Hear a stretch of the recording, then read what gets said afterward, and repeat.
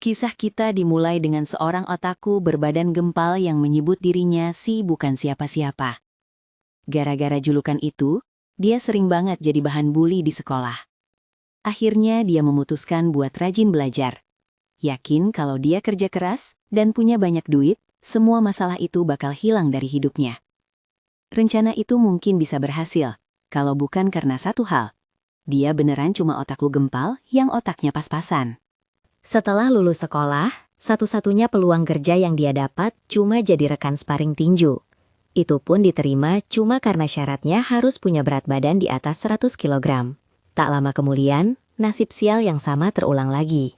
Saat dia dihajar habis-habisan sendirian oleh anggota gym lainnya, dia cuma bisa nangis. Gak ngerti kenapa semua orang hobi banget membuli dia. Nggak lama setelah itu, supervisor bernama Maran Xing datang dan menyuruh Xiao buat ngerjain laporan bulanan. Dengan canggung, dia mencoba nolak dan bilang kalau tugasnya cuma jadi samsak tinju. Tapi si supervisor malah pamer otot dan melotot garang ke arahnya sebagai jawaban. Alhasil, pemuda itu langsung setuju buat ngerjain laporannya dan bakal diselesaikan secepat mungkin. Begitu tugas diterima, Maran Xing memanggil karyawannya itu lagi, tapi Xiao cuma memalingkan wajahnya. Di saat yang sama, anggota tim lain muncul dari bayang-bayang. Ikutan minta tolong buat diurusin jadwal mereka. Dihadapkan dengan tumpukan request baru itu, ekspresi pemuda itu langsung berubah total. Meski begitu, dia tetap senyum dan setuju buat ngeberesin semua kerjaan tim. Menjelang tengah malam, suasana pun berubah. Duduk di depan komputer, dia nyesal banget gak nolak tadi. Apalagi, dia gak bakal dapat kenaikan gaji sepeser pun. Tiba-tiba, rasa sakit yang tajam menusuk dadanya. Saat itu juga dia teringat peringatan dokter soal risiko kematian kalau dia gak nurunin berat badan. Karena panik, dia berusaha meraih telepon di sampingnya buat manggil ambulans. Tapi apes banget, muncul pesan di ponselnya yang bilang kalau layanan diputus karena belum bayar tagihan. Karena nggak bisa ngapa-ngapain lagi, pemuda itu pasrah kalau dia bakal mati di situ. Sebelum mengembuskan napas terakhir, dia bertekad harus berubah dan nggak mau lagi hidup kayak gini. Setelah itu, dia gerakin mouse buat menghapus folder bernama bahan belajar. Begitu selesai, dia meletakkan kepalanya di meja, akhirnya merasa damai dengan dirinya sendiri. Permintaan terakhirnya adalah supaya nggak jadi otaku gempal yang menjijikan di kehidupan selanjutnya. Tapi, jarinya malah terpeleset dan nggak sengaja ngeklik kirim ke semua. Anehnya, tepat sebelum pesan baru muncul, Maran Xing malah kelihatan kagum melihat laporan Xiao yang ternyata sudah selesai. Sementara itu, isi folder bahan belajar tadi terungkap. Saat itu juga, seluruh tim kantor syok berat melihat apa yang tampil di layar ruang rapat. Tiba-tiba matanya terbelalak, tepat setelah dia terlahir kembali sebagai bayi. Dan dia mempertanyakan apakah ini beneran awal yang baru. 20.000 tahun berlalu di benua Kyushu. Lalu seorang gadis muda memegang lengannya sambil memanggil namanya. Gadis itu Tushen Shayui, mengingatkannya pada janji mereka buat menjelajahi dunia di luar gunung bersama-sama. Dia lalu berkomentar kalau dia sudah berlatih di sana selama 20.000 tahun tanpa sadar waktu sudah berlalu. Akhirnya, pemuda itu mengklaim kalau dia cuma orang biasa yang bakal bikin masalah kalau turun gunung. Xiaoyu, bagaimanapun juga, nggak habis pikir gimana caranya orang biasa bisa mengangkat gunung. Di momen itu, dia meyakinkan dirinya sendiri kalau dia beneran sudah berinkarnasi. Kehidupan barunya adalah sebagai tuan muda dari sekte iblis. Karena alasan inilah, dia sembunyi buat berlatih. Soalnya sekte itu lagi dalam masa kemunduran dan gak bisa melindunginya. Gadis itu cuma tersenyum, mikirin gimana kehadiran cowok ini nyelamatin dia dari rasa bosan. Pelajaran dari kehidupan masa lalunya memotivasi dia buat berlatih keras selama 2 milenium. Tapi setelah sekian lama, dia akhirnya menyadari sesuatu saat berjalan di samping gadis itu. Tiba-tiba, seekor ular raksasa muncul di depan mereka, bikin dia sadar kalau dia beneran terlempar ke dunia fantasi. Meskipun begitu, dia masih menganggap dirinya sebagai Wuling An yang asli, tapi tanpa akar spiritual. Begitu makhluk itu menerjang ke depan, dia berpikir kalau selain kekuatan fisiknya, dia nggak punya apa-apa lagi. Dalam sekejap, dia nyiapin pukulan dengan tangan terkepal. Pukulan itu menghantam tubuh ular itu secara telak, melepaskan gelombang kejut yang masif. Segera setelahnya, kekuatan itu merobek tubuh makhluk itu dan membuka lahan kosong di tengah hutan. Serpihan kecil berjatuhan dari langit saat dia mengamati hasilnya. Dengan santai, pemuda itu ngajak makan daging ular, dan si gadis setuju dengan antusias. Temannya itu menatap dia dengan kagum, terkesan karena dia berhasil ngalahin naga level Golden Core. Tiba-tiba, sebuah suara menginterupsi mereka pas lagi siap-siap motong daging. Di saat itu, seorang pria di atas pedang terbang menuduh mereka mencuri naga buruannya. Instruktur Xiao Chunhu dari Akademi Xuancheng menyatakan kalau mereka adalah anggota sekte iblis. Pemuda itu balas menatapnya dengan ekspresi datar. Segera setelah itu, dia menyangkal tuduhan tersebut, sambil heran gimana caranya orang itu nemuin mereka. Tanpa pikir panjang, dia bersujud ke tanah dan mulai minta maaf. Si instruktur mengamati pasangan itu, sadar kalau mereka cuma siluman rubah dan orang biasa tanpa akar spiritual. Jadi, dia memutuskan gak perlu buang-buang kata buat mereka. Segera setelah itu, dia menyerang dengan pedangnya, menggunakan bentuk kedua dari jurusnya. Saat senjata itu meluncur ke arahnya, Wu Ling'an menangkapnya di udara, bikin si instruktur melongo. Bahkan sambil bersujud, dia minta maaf karena udah nangkap pedangnya. Bikin Xiaoyu bingung sama situasinya. Lawannya menolak percaya, karena orang biasa nggak mungkin bisa nahan pedang terbangnya. Karena itu, dia beralih ke si gadis dan nuduh dia diam-diam bantuin pemuda itu. Setelah ragu sejenak, ekspresinya berubah. Pria itu memutuskan kalau mereka berdua harus mati karena kesombongan mereka dan menyerang dengan dua pedang sekaligus. Sekali lagi, Wu Ling'an menangkap bilah pedang itu di udara, bikin lawannya tercengang. Dia segera bersujud lagi, minta si instruktur buat bunuh dia aja tapi jangan sakiti Xiaoyu. Si instruktur lalu memanggil puluhan pedang dan meluncurkannya ke arah gadis itu tanpa ragu. Pemuda itu melangkah ke depan gadis itu saat senjata-senjata mendekat dengan gerakan cepat. Dia melesat di antara bilah-bilah pedang buat mencegat semuanya. Dan pada akhirnya, dia memegang setiap pedang itu dan minta maaf karena nangkap semuanya secara refleks. Lawannya membeku. Nggak tahu harus bereaksi gimana sama situasi ini. Dengan cepat sikapnya berubah dan dia minta maaf. Memanggil pemuda itu senior dan mengklaim kalau ini cuma salah paham. Lalu dia minta pedang-pedangnya dikembalikan, biar bisa langsung pergi. Tepat saat itu, sebuah serangan melesat tipus melewati kepalanya. Semburan api diluncurkan dari hutan, menyebabkan ledakan besar di kejauhan. Wu Ling'an kemudian setuju buat balikin senjata-senjata itu, nggak bisa nolak permintaan tersebut.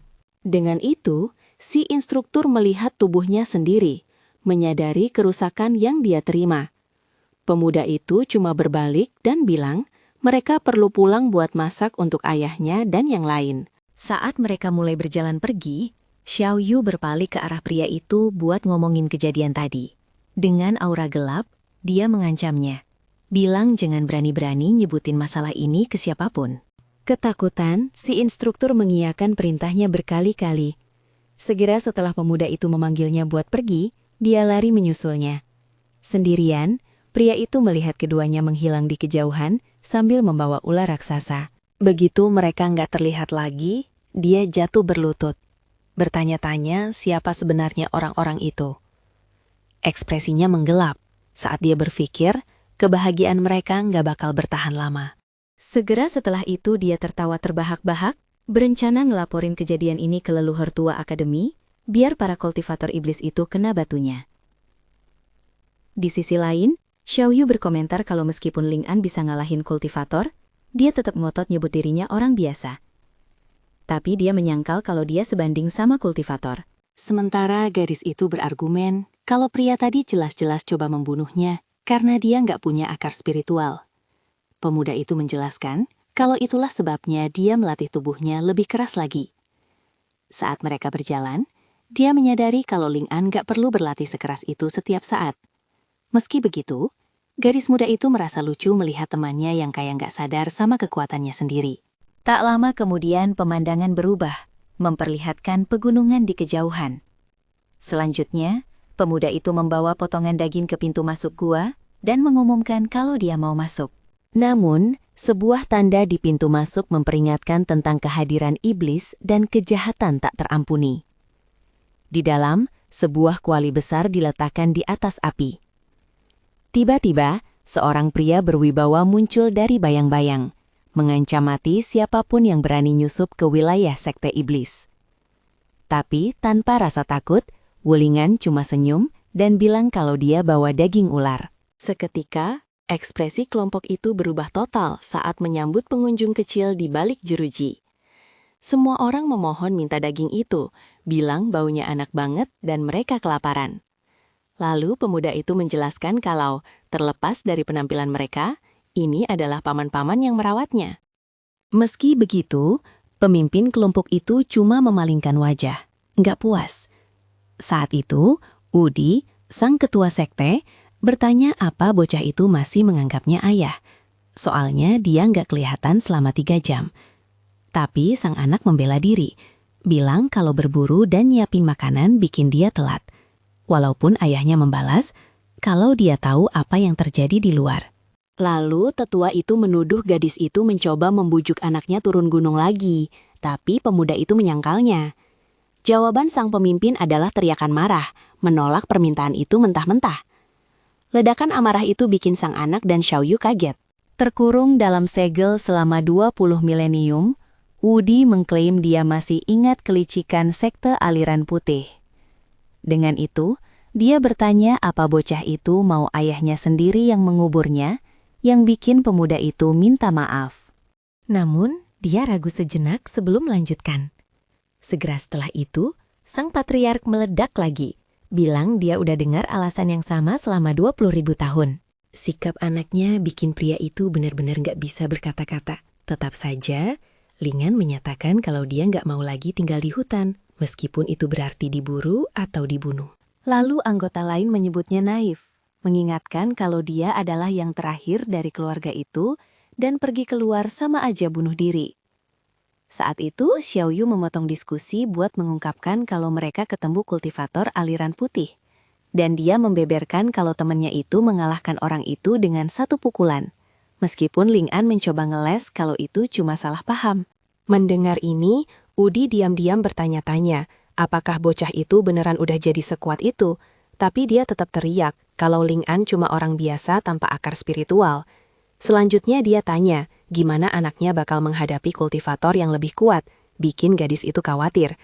Jadi sang ayah memperingatkannya, jangan merasa tak terkalahkan cuma karena udah ngalahin beberapa musuh.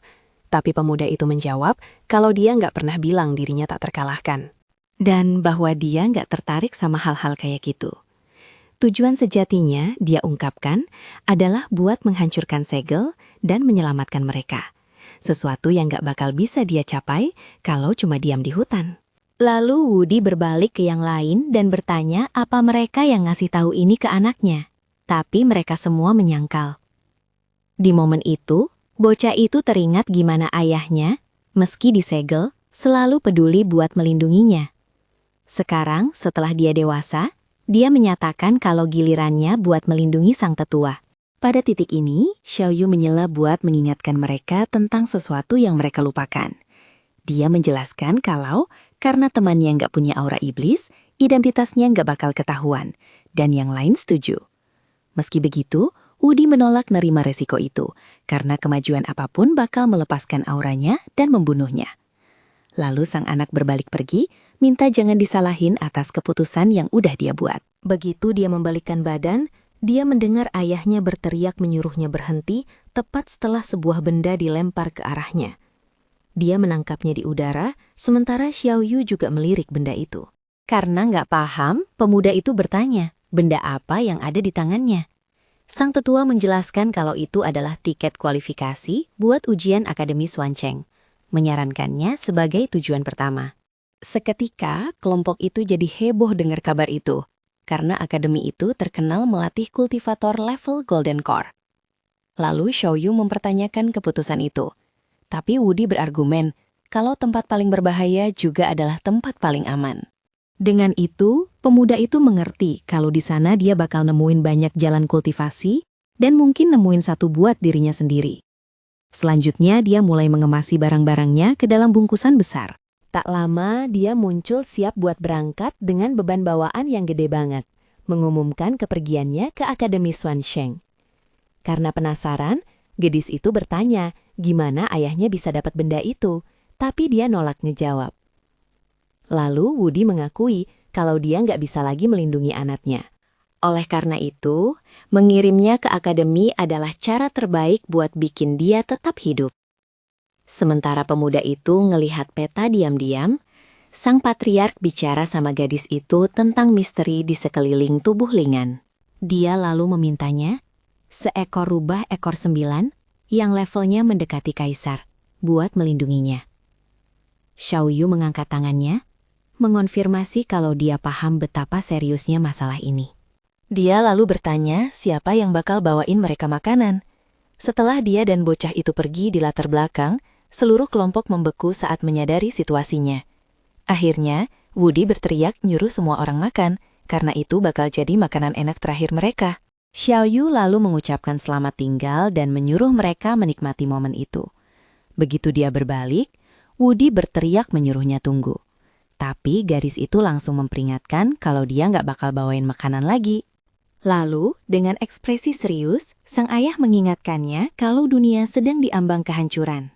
Tepat setelah itu, dia memperingatkan kalau kekuatan tersembunyi dalam diri Ling'an perlu dibangkitkan, karena waktu makin menipis. Sementara itu, adegan berpindah ke pintu megah Akademi Xuansheng. Di sana, salah satu instruktur mengatur antrean, memerintahkan semua orang buat tertib dan jangan nyerobot. Para kandidat juga diinstruksikan buat nyiapin token mereka untuk ujian masuk. Sambil bawa barang bawaannya, Wu Ling'an muda mengamati tempat itu, berharap nggak menarik perhatian siapapun. Instruktur menjelaskan kalau token harus dimasukkan ke mulut singa batu buat mendeteksi mata-mata. Segera setelah dia memanggil orang pertama di antrean buat maju, kandidat itu meletakkan benda itu ke patung yang kemudian bersinar dan memvalidasi izin masuknya.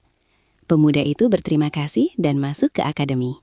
Selanjutnya, instruktur memanggil kandidat berikutnya. Di belakang, peserta baru itu panik. Bertanya-tanya apakah tokennya palsu dan bakal ketahuan. Tiba-tiba, sebuah jeritan menarik perhatian semua orang di antrean. Penguji mengumumkan kalau seorang kultivator iblis telah ditemukan. Sementara patung itu mencengkram tangan kandidat, salah satu orang di situ menjelaskan kalau singa batu nggak bakal melepaskan gigitannya kalau mendeteksi anomali. Bikin yang nonton ketakutan. Pria yang tertangkap itu memohon ampun, tapi instruktur memerintahkan penjaga buat membawanya pergi. Tepat setelah itu, penguji dan kandidat lain menunjuk ke arah si bocah, memberitahunya kalau sekarang gilirannya.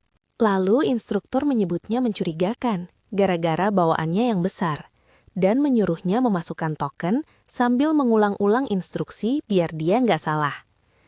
Dia mendekati patung batu itu dengan tangan gemetar. Tiba-tiba, kandidat lain merasakan getaran menjalar di lantai halaman. Dengan itu, pemuda itu memasukkan tangannya ke dalam mulut singa batu. Instruktur mengonfirmasi kalau tiket masuknya valid. Saat patung itu bersinar, tepat setelah dia menghela napas lega, mata makhluk itu menyala dan energi merah mulai memancar. Dalam sekejap, patung itu menggigit lengannya dengan kuat. Kepala singa itu copot dari dasarnya dan tetap terkunci di lengannya. Lalu sisa tubuh patung itu hancur berkeping-keping, meninggalkan penguji tercengang. Dia berdiri mematung, nggak ngerti apa yang terjadi, dengan kepala singa masih nyangkut di lengannya. Dengan canggung, pemuda itu minta maaf dan mencoba memperbaiki kerusakan dengan mengutitin pecahan dari tanah. Lalu instruktur menuduhnya sebagai kultivator iblis dan memerintahkan penangkapan segera. Saat ditahan oleh para penjaga, dia mencoba berargumen kalau tiketnya valid. Di saat itu, penguji menjelaskan kalau singa itu otomatis menyerang kapanpun dia merasakan energi iblis. Baru saat itulah, pemuda itu sadar kalau dia terkontaminasi aura iblis karena tinggal bareng mereka. Tiba-tiba, Suara Xiao Yu bergema di seluruh halaman, memerintahkan semua orang berhenti. Saat dia muncul, si rubah mempertanyakan tindakan ceroboh para kultivator. Sementara semua orang bertanya-tanya siapa dia. Instruktur lalu bertanya kenapa anggota klan monster ikut campur urusan akademi. Dengan itu, gadis muda itu memegang lengan Lingan dan memperkenalkan dirinya sebagai walinya. Pengungkapan itu mengejutkan kandidat lain, yang berbisik kalau bocah itu pasti punya latar belakang penting di samping Xiao Yu. Xiao Yu menyarankan agar penguji memverifikasi asal-usul tiket masuk itu. Melihat ke bawah pada benda di tanah, pria itu mengenalinya sebagai milik sekte legendaris nomor 1 di dunia. Dia lalu menjelaskan kalau sekte itu sudah hancur 20.000 tahun yang lalu, dan Ling An adalah satu-satunya penerusnya. Salah satu kandidat mempertanyakan, gimana sekte terkuat di dunia bisa hancur begitu saja?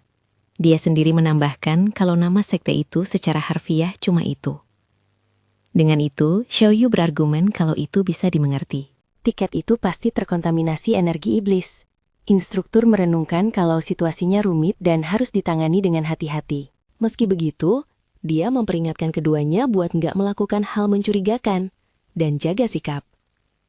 Lalu Xiao Yu menyuruh pemuda itu jangan terlalu tegang saat jalan, biar nggak ada yang curiga. Dia menasehatinya buat bersikap biasa aja, dan dia mengulangi sarannya. Demikianlah pemandangan terbuka memperlihatkan arsitektur Akademi Xuancheng.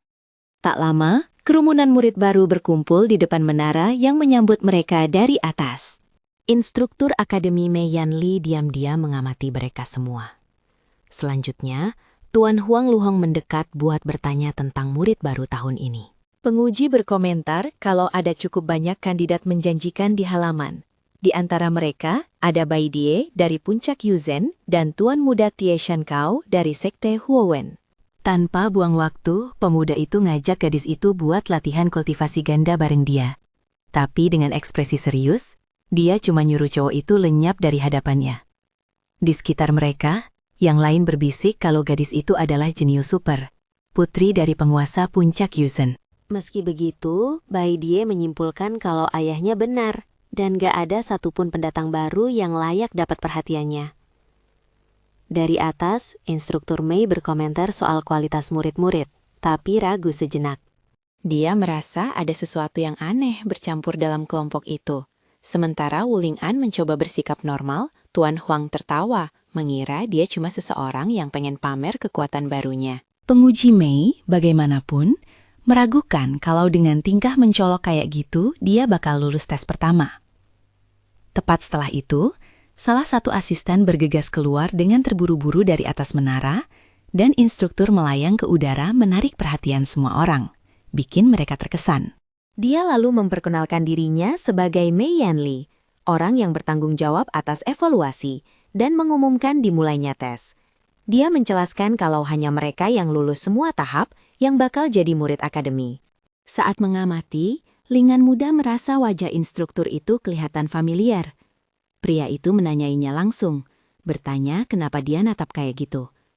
Karena nggak tahu harus bilang apa, bocah itu ragu sejenak. Segera setelah itu, dia menunjuk sehelai benang mengkilap yang lepas menjuntai dari jubah instruktur. Mendengar itu, penguji tetap diam di udara sesaat. Tiba-tiba, dia turun dengan cepat ke arah kelompok murid dengan wajah menakutkan. Dia ngasih selamat ke pendatang baru itu dan bilang dia menantikan hasilnya. Instruktur Mei, sekarang membeku di tempat, mencoba mulai bicara, dan dia memarahi orang lain karena nggak berhenti di tempat yang ditentukan. Bai De melihat adegan itu. Nggak ngerti kenapa penguji nggak bisa terbang dan gimana pendatang baru itu berani menunjukkannya. Tuan Huang berkomentar kalau bocah itu dalam masalah karena udah menyinggung pria itu. Dalam sekejap, instruktur membebaskan diri dari benang yang menjeratnya. Lalu dia menjelaskan kalau itu cuma buat mencairkan suasana dan mengumumkan dimulainya fase pertama tes. Ulingan jadi bertanya-tanya, apa pengujinya gila dan apakah beneran perlu merobek bajunya buat tes. Dua murid lain memperhatikan otot kuat pria itu dan aura yang mengintimidasi. Tak lama, salah satu dari mereka mengidentifikasinya sebagai pemilik legendaris dari tubuh samsak rahasia. Kemampuan ini mencegah kultivasi aktif dan penggunaan mantra. Sebaliknya, Tubuh itu menyerap serangan dan menangkap energi spiritual, jadi makin kuat dengan setiap pukulan. Dengan itu, penggunanya jadi kebal terhadap semua serangan dari lawan dengan level yang sama. Pemandangan itu bikin Ling An syok. Bertanya-tanya, apa cuma masokis yang bisa jadi kultivator? Lalu instruktur mengumumkan kalau setiap kandidat harus memukulnya sekali biar dia bisa mengevaluasi potensi mereka. Sambil tersenyum, pria itu berpikir, dengan mengontrol tes, dia bisa memastikan kegagalan bocah itu. Dia lalu menunjuk Wu Ling An dan memerintahkannya buat mulai duluan. Tapi pemuda itu cuma memperingatkannya buat siap-siap, karena dia lumayan kuat. Penguji tertawa, bilang kalau bahkan kultivator level Nascent Soul pun nggak bisa melukainya. Namun tepat saat dia lanjut menyumbungkan ketahanannya, dia terpotong. Sebuah pukulan menghantam wajahnya dengan telak. Sebelum dia bisa menyelesaikan kalimatnya, gelombang kejut meledakkan instruktur itu dan menghancurkan sebagian akademi di belakangnya. Semua kandidat lain berdiri membeku, benar-benar lumpuh melihat pemandangan itu. Sementara itu, Tuan Huang melihat keluar jendela, berkeringat dan gak percaya apa yang dia lihat. Dia lalu mengalihkan pandangannya ke arah kawah raksasa yang diciptakan pukulan itu, mengukir jalur membelah pegunungan. Dengan wajah pucat, dia sadar kalau semuanya sudah tamat baginya.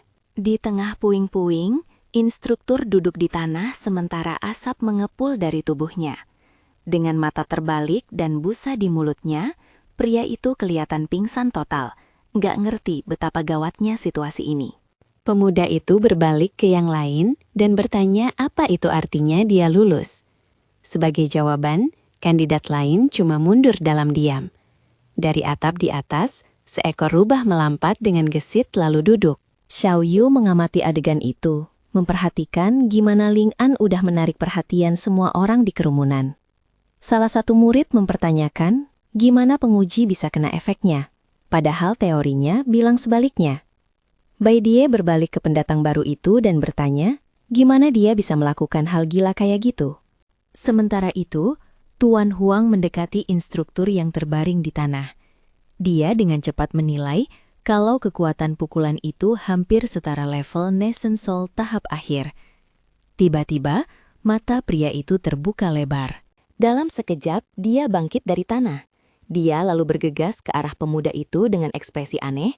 Begitu sampai di depannya, dia menuduhnya menyerang saat dia lengah dan tepat di wajah. Sementara pemuda itu minta maaf. Lalu salah satu kandidat menyimpulkan kalau tubuh suci itu nggak tahan karena dia tertangkap basah.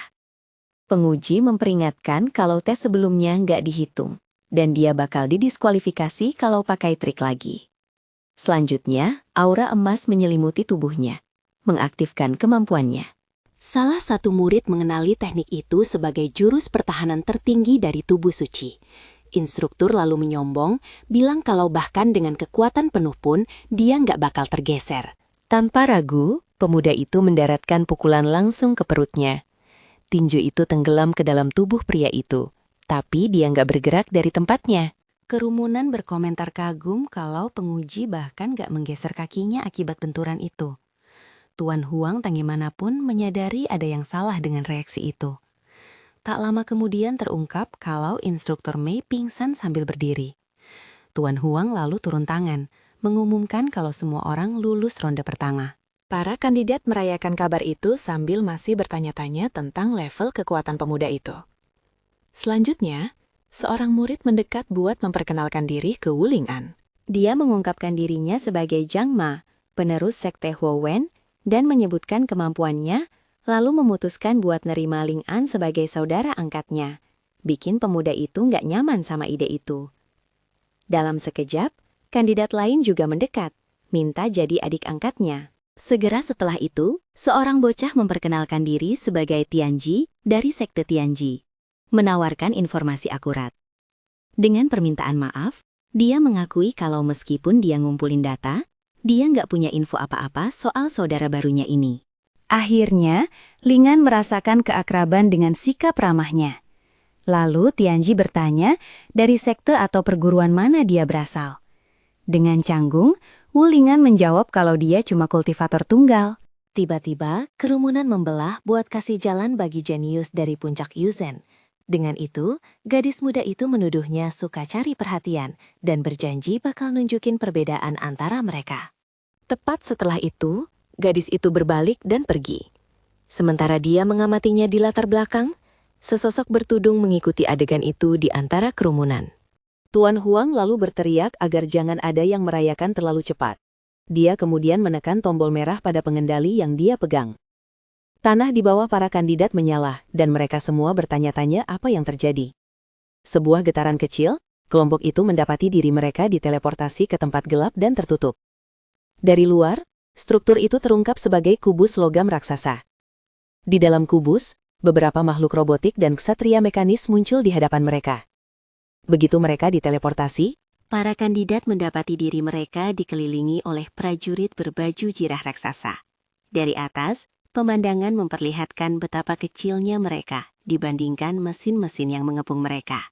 Sambil tersenyum, Huang Luhong memperkenalkan diri sebagai tuan dari Pavilion Jiqiao dan penguji fase kedua. Dia lalu menjelaskan kalau semua mekanisme boneka di ruangan itu diciptakan oleh pavilionnya.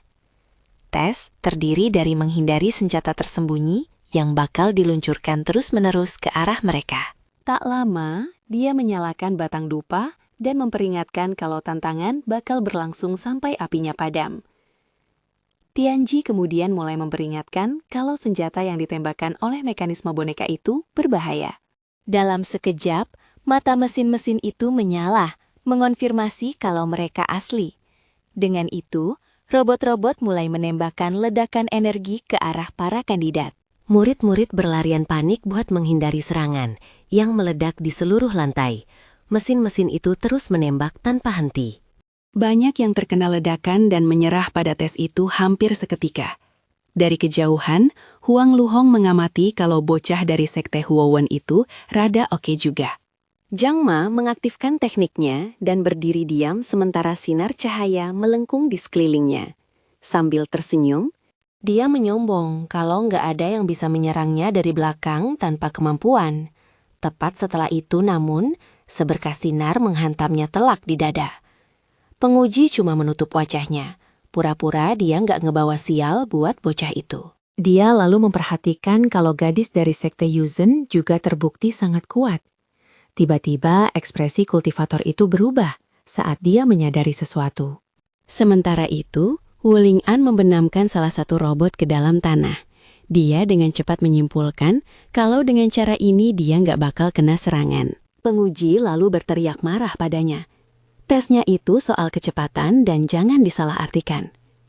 Penguji mengancamnya dengan diskualifikasi kalau dia ngerusak boneka lagi. Tapi dia cuma minta maaf. Dengan itu, bayi Die muda akhirnya teringat nasihat ayahnya. Tiba-tiba, instruktur Mei merebut alat itu. Bilang nggak perlu buang kata-kata buat bocah itu. Dia lalu menekan tombol-tombolnya sendiri, biar pemuda itu merasakan kekuatan penuh dari boneka-boneka itu. Bagian-bagian robot mulai terlepas dan bergabung di tengah ruangan. Dalam sekejap, mereka semua menyatu jadi satu robot raksasa, mengejutkan si kultivator tunggal. Segera, Tianji menjelaskan kalau kekuatan gabungan itu melampaui level Golden Core dan mempertanyakan tingkat kesulitan tes ini. Dia juga memperingatkan kalau senjata boneka itu dilapisi racun mematikan. Dengan panah di punggungnya, pemuda itu cuma bilang dia merasa pusing, sementara yang lain memarahinya. Penguji berargumen kalau hal kayak gitu bisa membunuh seseorang, tapi instruktur Mei nggak peduli. Sambil tersenyum, dia bertanya apa mereka beneran mau bocah sombong itu lulus tes. Boneka raksasa itu lalu menembakkan rentetan jarum beracun dari tangannya dengan gerakan cepat. Wuling An menghindari semua proyektil dengan mudah. Setelah menghindar, dia berhenti dan melihat ke belakang seolah menyadari sesuatu. Melihat lagi, dia sadar kalau kandidat lain terkena serangan itu, dan dia minta maaf. Kesal, instruktur Mei memutuskan buat mengirim lebih banyak boneka mengejarnya pakai alat pengendali. Dalam sekejap, pemuda itu mendapati dirinya benar-benar dikepung oleh robot raksasa, dengan aura energi terbentuk di sekitarnya. Dia bersiap buat konfrontasi. Dari jauh, para instruktur memperingatkannya kalau dia bakal didiskualifikasi kalau merusak boneka lagi. boneka-boneka roboh di tanah. Tianji berjanji bakal membakar dupa buat dia sementara yang lain menyadari bahaya sudah berkurang. Gadis dari sekte Yuzen cuma mengamati, berpikir kalau ini adalah akibat dari suka pamer. Meski dikepung, pemuda itu tetap diam menatap robot-robot itu. Dengan itu, dia memutuskan kalau itu satu-satunya cara buat menyelesaikan situasi. Dia lalu menekuk lututnya dan mengumpulkan kekuatan di kakinya. Dengan lompatan yang kuat, dia melesat ke arah boneka raksasa dan menghantamnya dengan pukulan yang menghancurkan. Para instruktur menatap kaget. Gak percaya dia bisa terbang, sementara boneka itu hancur. Murid lain bertanya-tanya apa levelnya, karena terbang dengan pedang butuh tahap Golden Core. Jatuh di tanah, Tianji menjelaskan kalau dia nggak pakai aura spiritual buat terbang. Faktanya, dia cuma pakai kekuatan kakinya sendiri buat melompat. Kandidat lain menonton dengan tak percaya pada kekuatan tubuhnya. Sementara Tianji menyarankan dia istirahat sebentar. Instruktur Mei, bagaimanapun, tahu dia nggak bisa diam di udara lama-lama dan bersiap menyerang segera. Beberapa tombak diarahkan ke titik tepat di mana dia bakal mendarat. Nggak bisa menghancurkan boneka dan beresiko kehilangan poin, pemuda itu perlu memikirkan solusi. Melihat kultivator sekte Yuzen menghindari serangan, dia sepertinya nemuin jawaban yang dia cari. Dengan itu, dia mendarat tepat di ujung tombak di tanah. Dalam sekejap, pemuda itu berhenti tepat di depan gadis itu. Tepat setelah itu, dia berlutut di hadapannya. Dengan senyum, dia bertanya apa yang bakal gadis itu lakukan selanjutnya. Pendekatan tiba-tiba itu bikin dia tercengang. Bertanya-tanya, apa ini si Masum yang diperingatkan ayahnya? Dalam gerakan cepat, bocah itu sembunyi di belakangnya. Sementara pendekar pedang wanita itu membela diri. Jadu dia terus menggunakan tubuh gadis itu sebagai tameng terhadap serangan. Kesal, kultivator itu berteriak menyuruhnya berhenti. Tapi dia cuma minta maaf, bilang itu satu-satunya jalan keluar yang dia temukan. Tanpa ragu, gadis muda itu mencoba menyerangnya dengan pedangnya. Dengan itu, dia memutuskan bakal ngejatuhin cowok itu dulu sebelum ngapa-ngapain lagi. Diserang oleh proyektil dan rekannya sendiri di saat yang sama, pemuda itu berteriak minta tolong. Saat dia sadar dia dalam masalah, dia jatuh di lantai. Tianji mengacungkan jempol, terkesan dengan kemampuan Ling An menghindari pukulan dari jauh. Instruktur Mei tertawa sambil mengontrol serangan, bertanya-tanya gimana keduanya bakal lolos dari itu. Si kultivator melihat ke instruktur dan sadar kalau batang dupa hampir habis dalam sekejap. Sebuah ide muncul di benaknya saat dia mengamati penguji. Dia lalu berhenti lari dan berbalik menghadap Baidi saat panah-panah terbang ke arahnya. Tepat setelah itu dia mengisi paru-parunya dengan napas dalam. Para instruktur menonton adegan itu, gak yakin apa dia lagi siap-siap buat mati. Saat dia mengembuskan napas, hembusan angin masif menciptakan pusaran yang mendorong semua orang mundur. Kekuatan ledakan itu menyeret kandidat lain melintasi lantai arena. Meski begitu, instruktur Mei memegang pengendali dengan erat. Percaya, itu nggak lebih dari sekadar gertakan. Anginnya begitu kencang sampai mengangkat rambut mereka. Penguji memperingatkannya jangan pikir dia bakal lulus tes. Tapi pemuda itu minta jeda sebentar. Dengan itu, dia menunjukkan kalau batang dupa tes sudah terbakar habis sepenuhnya.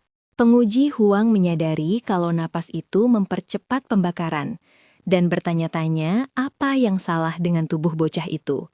Tianji lalu berteriak kalau ketua Ling An sebenarnya punya tujuan lebih dalam di balik tindakannya.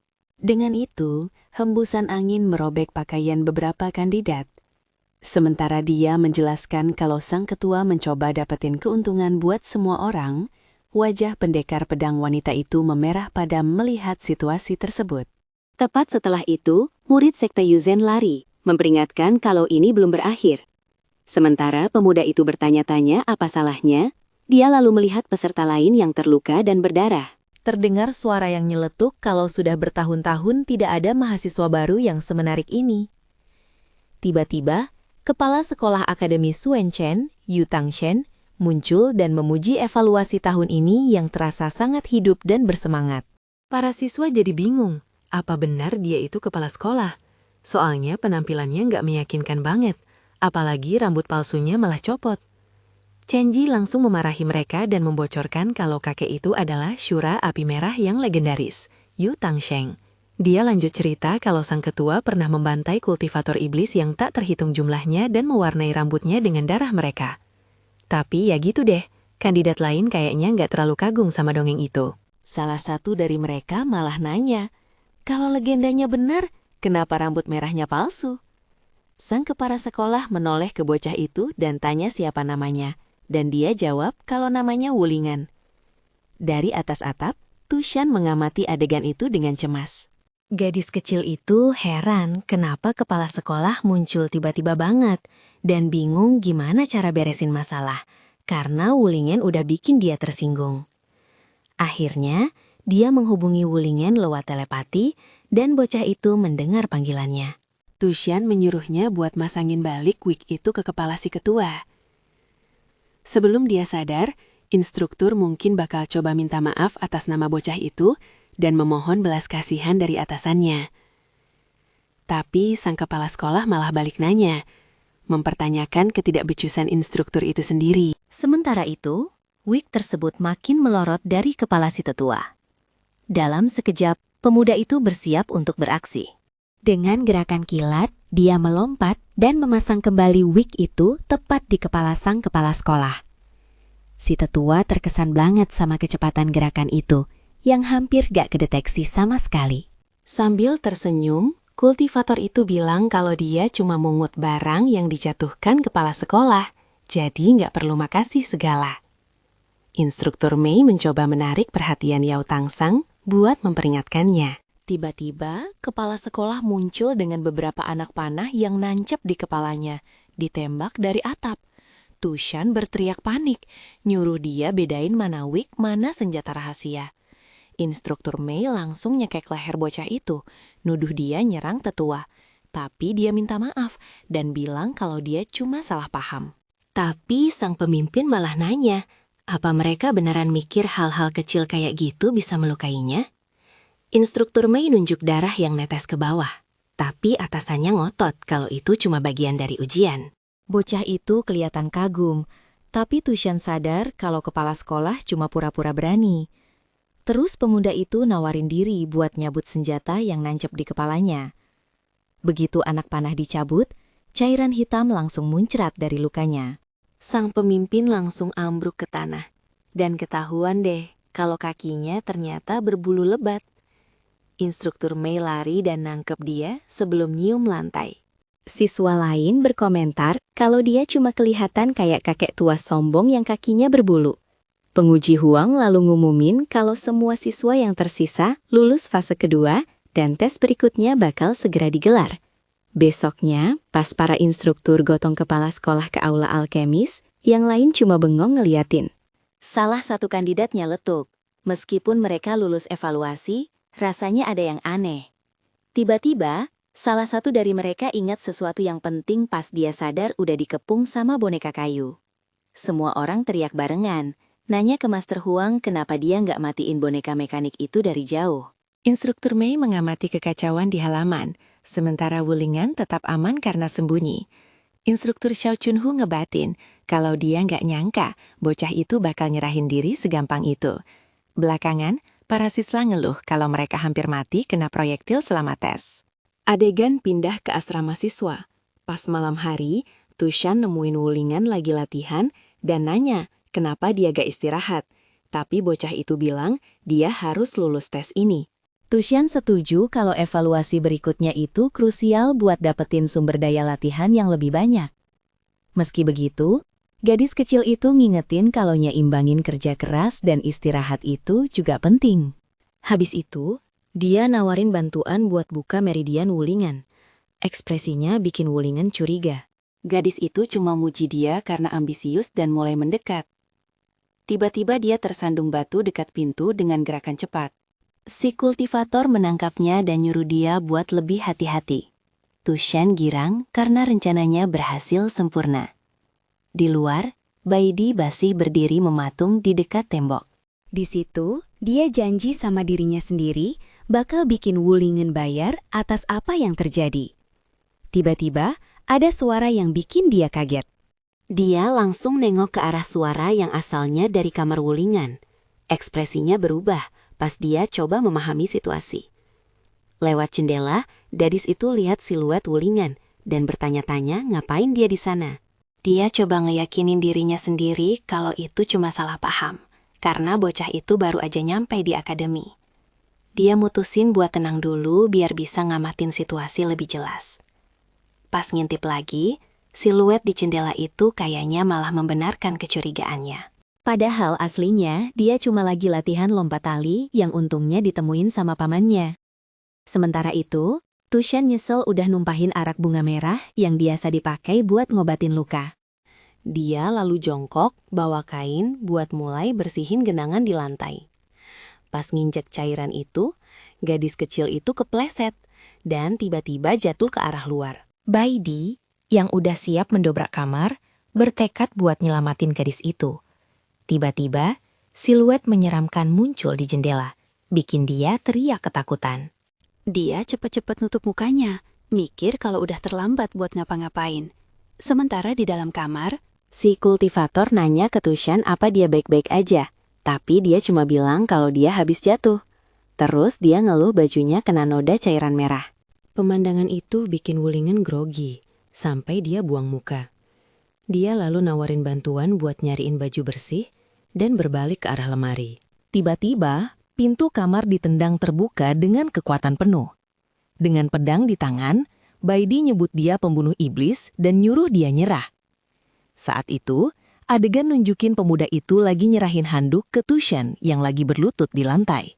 Pas masuk, gadis itu nuduh dia udah menudai mayat. Sementara yang lain bingung, kok dia dibilang mayat. Pemuda itu gak paham kenapa dia dipanggil pembunuh iblis. Dia nanya apa Baidi udah tahu identitasnya, tapi jawabannya langsung ditolak mentah-mentah. Bahkan pas dia coba jelasin, Baidi nolak dengerin dan siap nyerang. Dia cepet-cepet aktifin teknik pedangnya dan aura energi kebentuk di sekelilingnya.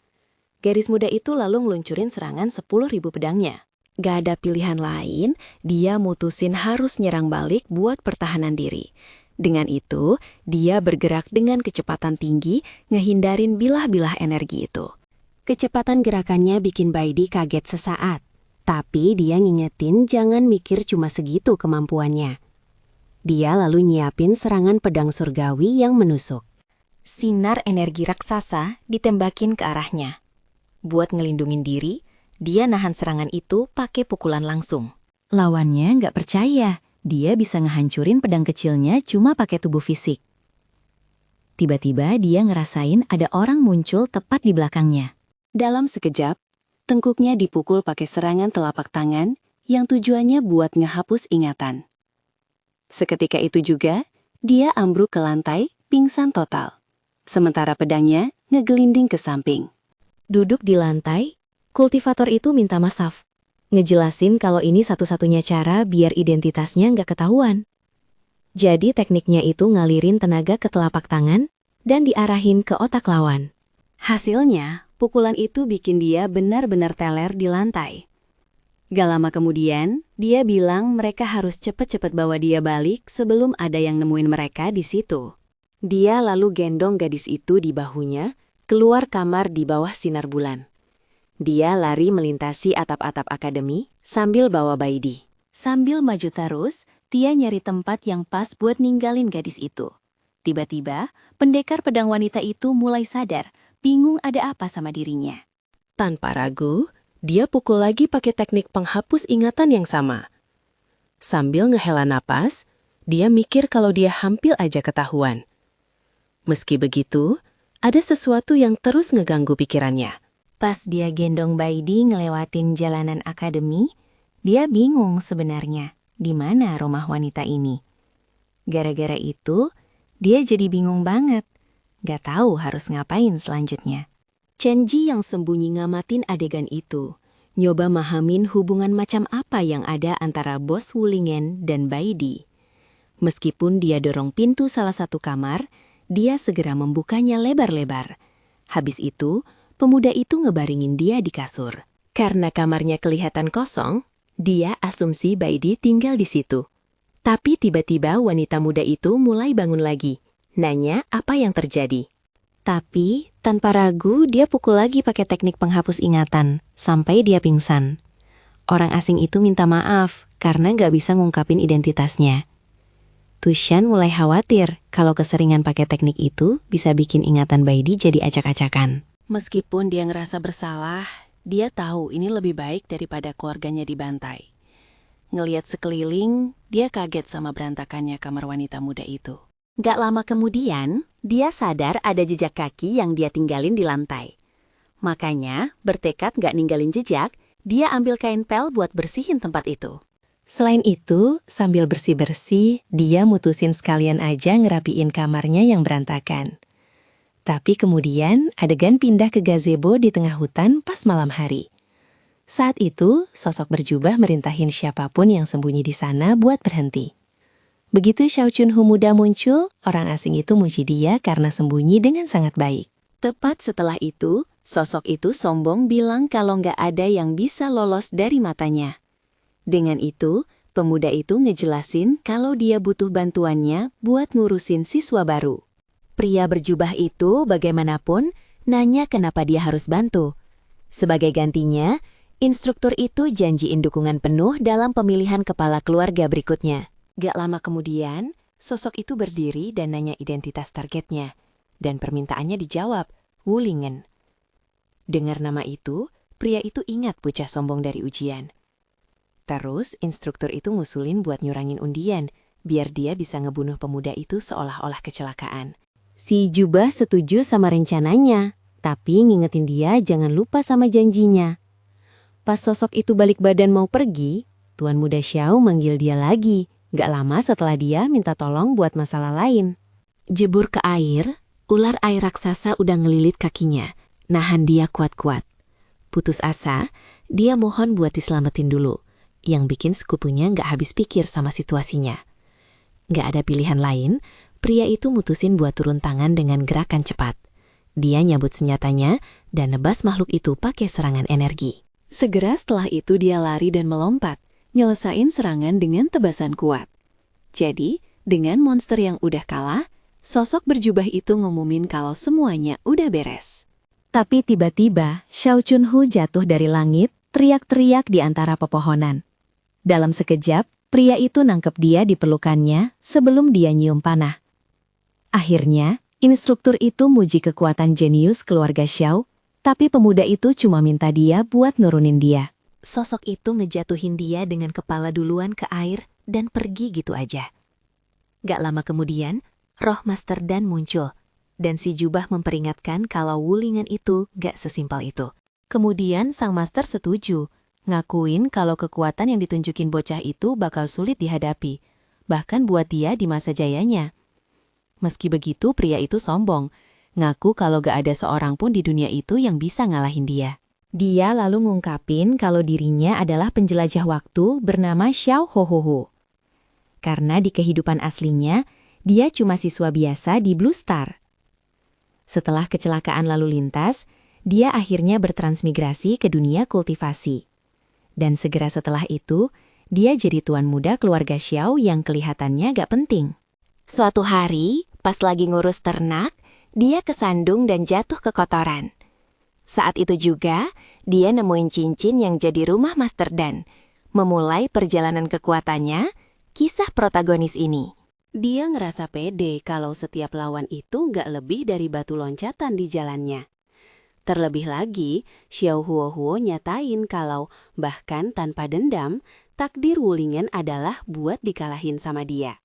Sementara itu, di tempat lain, pemuda itu tiba-tiba bersin, gak ngerti kenapa. Setelah selesai bersih-bersih, dia mutusin kamarnya udah cukup rapi dan waktunya buat cabut. Dengan itu, dia buka pintu kayu. Setelah ngucapin perpisahan, dia pergi. Sementara Baidi lanjut tidur.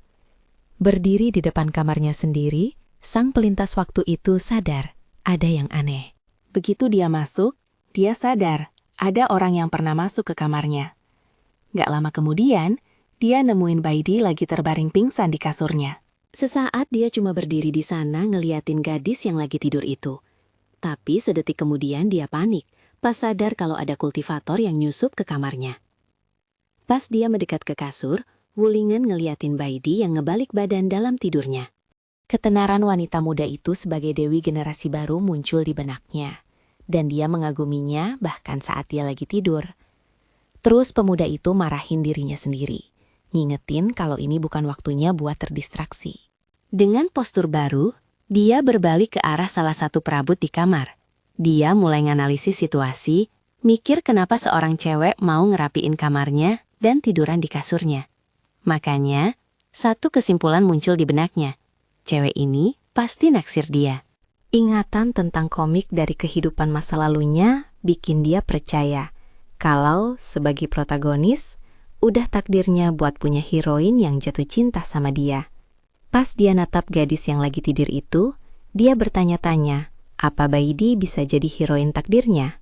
Gak lama kemudian, ekspresinya berubah pas dia sadar kalau terlepas dari segalanya, gadis itu masih belum bangun juga.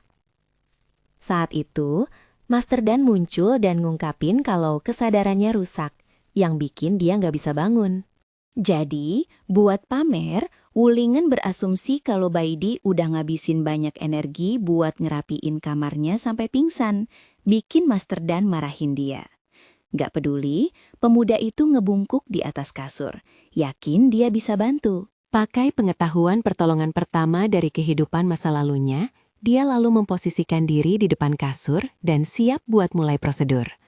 Saat itu juga, gadis yang terbaring di sana ngeluarin gumaman lemah.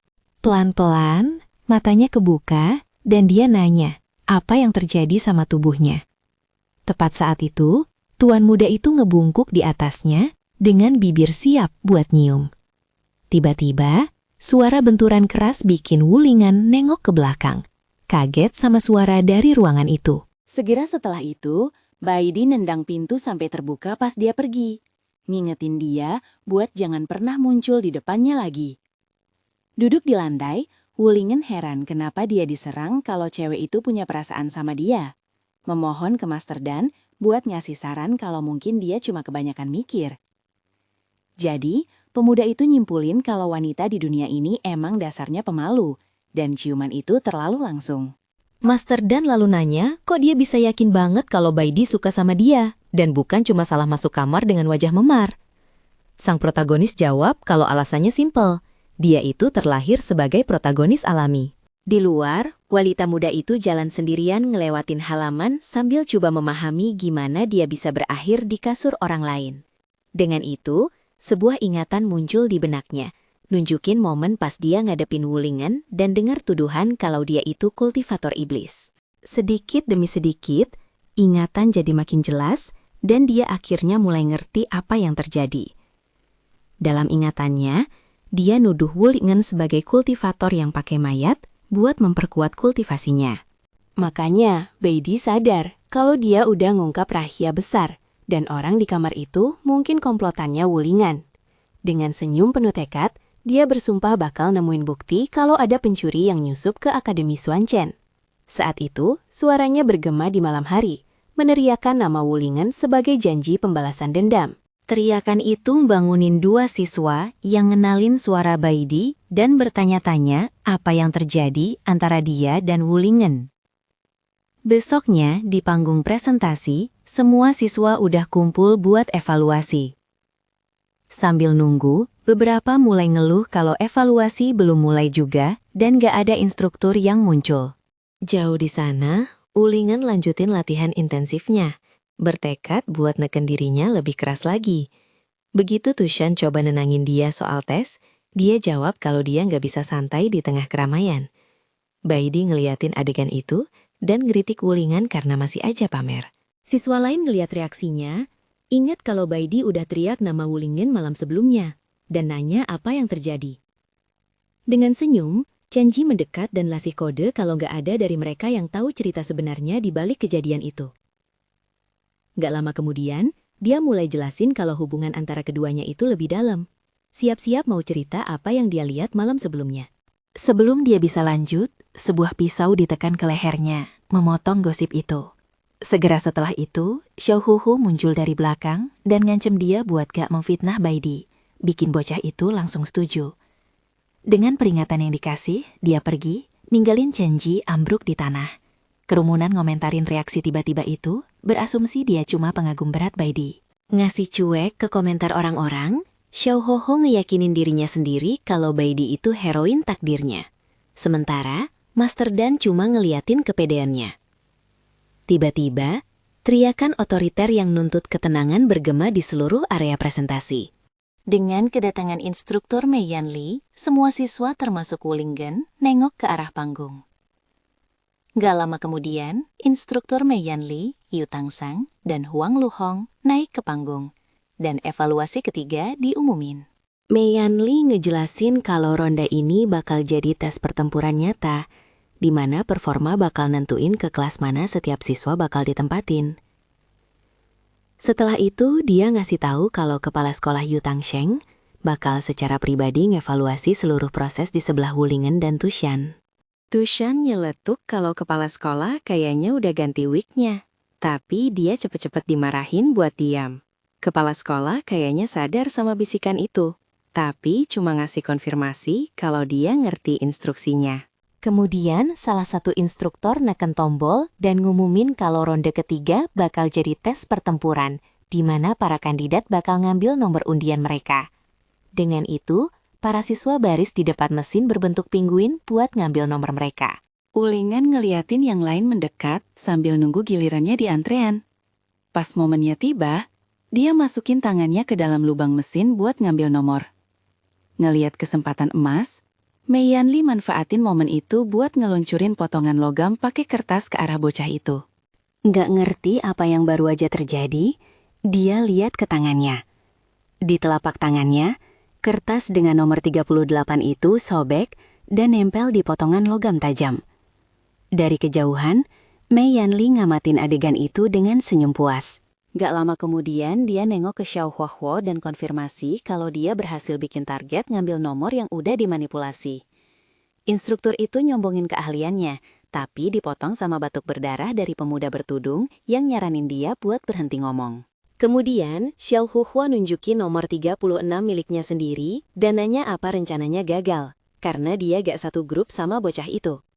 Dengan gaya sok superior, si jubah jawab kalau dia gak ngerti strategi sebenarnya. Mei Yanli ngejelasin kalau Wulingen kayaknya punya beberapa teknik kultivasi, jadi dia lebih milih naruh orang lain buat ngetes kemampuannya dulu.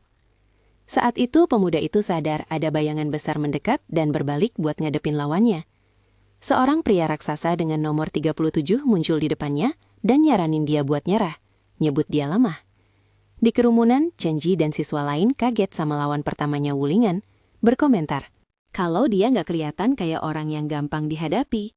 Segera, Chenji ngungkapin kalau lawannya adalah Wang Tieshu, pembunuh terkenal yang dikenal gak pernah ninggalin saksi hidup di depan Wulingen. Pria itu ngungkapin kalau dia udah ngamatin 2 evaluasi sebelumnya dengan jijik. Dia ngelabelin Wulingen sebagai sampah, cuma ngandelin sedikit kekuatan alami. Wang Tieshu kemudian sombong karena berada di puncak pemurnian Qi dan nampar wajah bocah itu, memancing amarah Tushantol. Sambil coba nenangin temannya, Wulingen diam aja natap lawannya. Ngeliat reaksi itu, Wang Tieshu ngejek dia, nanya apa dia mau mulai berantem di situ juga. Di tengah ketegangan, kerumunan jadi heboh, ngarepin pendatang baru itu akhirnya bereaksi sama provokasi itu. Yang bikin semua orang kaget, dia malah minta maaf, nyatain kalau akar spiritualnya emang terlalu buruk. Sementara, orang-orang di sekitarnya jatuh ke tanah gak percaya. Tushan marahin dia karena terlalu sopan sama lawan, tapi dia cuma jawab kalau apa yang dibilang emang benar. Pas Wang Tieshu melangkah lebih dekat dan nyuruh dia berlutut kalau mau nyawanya diampuni, Wulingen natap dia dalam diam sesaat sebelum mulai ngomong. Saat itu, dia nyatain kalau, biarpun lemah, dia punya alasan yang maksa dia buat terus berjuang. Si pembunuh lalu ngingetin dia buat siap-siap kalah di arena dan berbalik pergi. Pas dia jalan menjauh, Tushan muji sikap Wulingen, tapi dia nengok balik ke gadis rubah itu dengan bingung. Jauh di sana, Wang Tieshu neken Mei Yanli soal kesepakatan buat masuk kelas unggulan. Kalau dia ngebunuh bocah itu. Sambil tersenyum, si pembunuh jalan menjauh. Janji bakal bikin pendatang baru itu ngerti kekuatan sejatinya. Mei Yanli cuma komentar kalau dia harap Wulingen gak bakal tereliminasi di ronde pertama banget. Gak lama kemudian, Mei Yanli ngumumin akhir dari undian dan manggil maba pertandingan pertama ke arena. Yang pertama dipanggil adalah nomor 1, Baidi, disambut sorak-sorai penonton. Selanjutnya, nomor 2, Jiang Ma, masuk ke arena dan langsung ngajakin kultivasi ganda. Bikin penonton kesel sampai semua orang lemparin barang ke dia. Jiang Ma ngehindar dengan pede, ngingetin kalau serangan dari belakang gak mempan buat dia. Beberapa saat kemudian, kepalanya kena hantam telak, benar-benar ngerusak ketenangannya. Makanan itu ditepis, tapi malah kena instruktur Mei Yanli, bikin dia belepotan, sementara Jiang Ma minta maaf. Dari kejauhan, Xiaohoho dan Mei Yanli cuma nonton kekacauan di arena dengan tatapan serius. Seorang pemuda bertudung, nyatain dia bakal ingat nama Zhang Ma karena udah ngincer wanita yang jadi miliknya. Mei Yanli nanya, kok dia bisa deket sama Baidi secepat itu? Yang dijawab sama pemuda misterius itu kalau itu adalah efek dari aura protagonisnya. Buat ngakhiri keributan, kepala sekolah Yu Tangseng batuk dan merintahin pertandingan segera dimulai.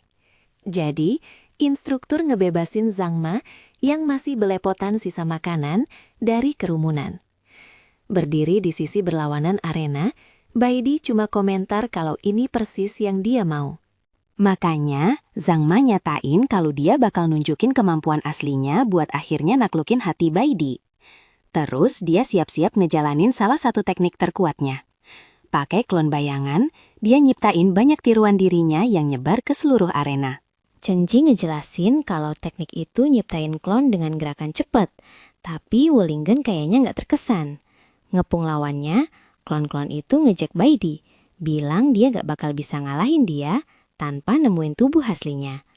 Baidi cuma ngamatin dalam diam sesaat, dan tiba-tiba semua klon lenyap, nyisain cuma kaki Zhang Ma di tengah arena. Dengan gerakan cepat, wanita muda itu mendaratkan tendangan presisi ke lawannya. Yang nanya apa dia pikir dia idiot saat itu. Dia menggeliat kesakitan dan nuduh Baidi pakai serangan hina dan rendah. Sambil tersenyum, pemuda itu mulai ngungkapin kalau nggak semuanya seperti yang terlihat. Nggak lama kemudian, Zhang Ma nunjukin plat logam pelindung, ngejelasin karena dia sering gangguin orang sebelumnya, dia udah siap sama serangan kayak gitu. Nyatain kalau kebaikannya udah ditolak, dia mutusin gak bakal berbelas kasih lagi, dan mulai ngumpulin energi di tangannya. Begitu bola energi diluncurin ke arah Baidi, dia harus ngehindarin serangan klon cepatnya. Di kerumunan, Wulingen nanya, kenapa dia gak nembakin bola Qi langsung buat nyerang. Dengan itu, Chen Ji ngejelasin kalau level kultivator nentuin jarak dan kekuatan Qi, dan sekadar memadatkannya aja udah jadi prestasi yang mengesankan. Dengar penjelasan itu, Wulingen merenung betapa kuatnya ayahnya dan Tushan sebenarnya. Di arena, Baidi berhasil ngehindarin semua pukulan, dan nanya apa cuma segitu yang dia punya. Dengan lambaian tangannya, Zhang Ma nyatain kalau sandiwara ini harus berakhir. Ngingetin dia buat gak ngeremehin dia siap-siap ngalihin serangan balik ke Baidi. Dengan cepat, dia lompat mundur buat jaga jarak. Dengan senyum kemenangan, dia nyombongin kontrolnya atas bola Qi akhirnya. Dia memproklamirkan kalau kemampuannya melampaui imajinasi Baidi dan ngeluncurin serangan secara langsung. Dengan kelincahannya, Baidi berhasil ngehindarin serangannya. Kultivator itu menenangkan diri dan mulai ngehindarin bola-bola energi dengan gerakan lincah. Para instruktur berkomentar tentang kemampuan unik sekte Huang buat memanipulasi energi spiritual yang dilepasin di luar tubuh. Salah satu siswa ngejelasin ke Wulingen kalau teknik itu pakai benang energi buat ngontrol serangan yang lebih besar, bikin dia terkesan.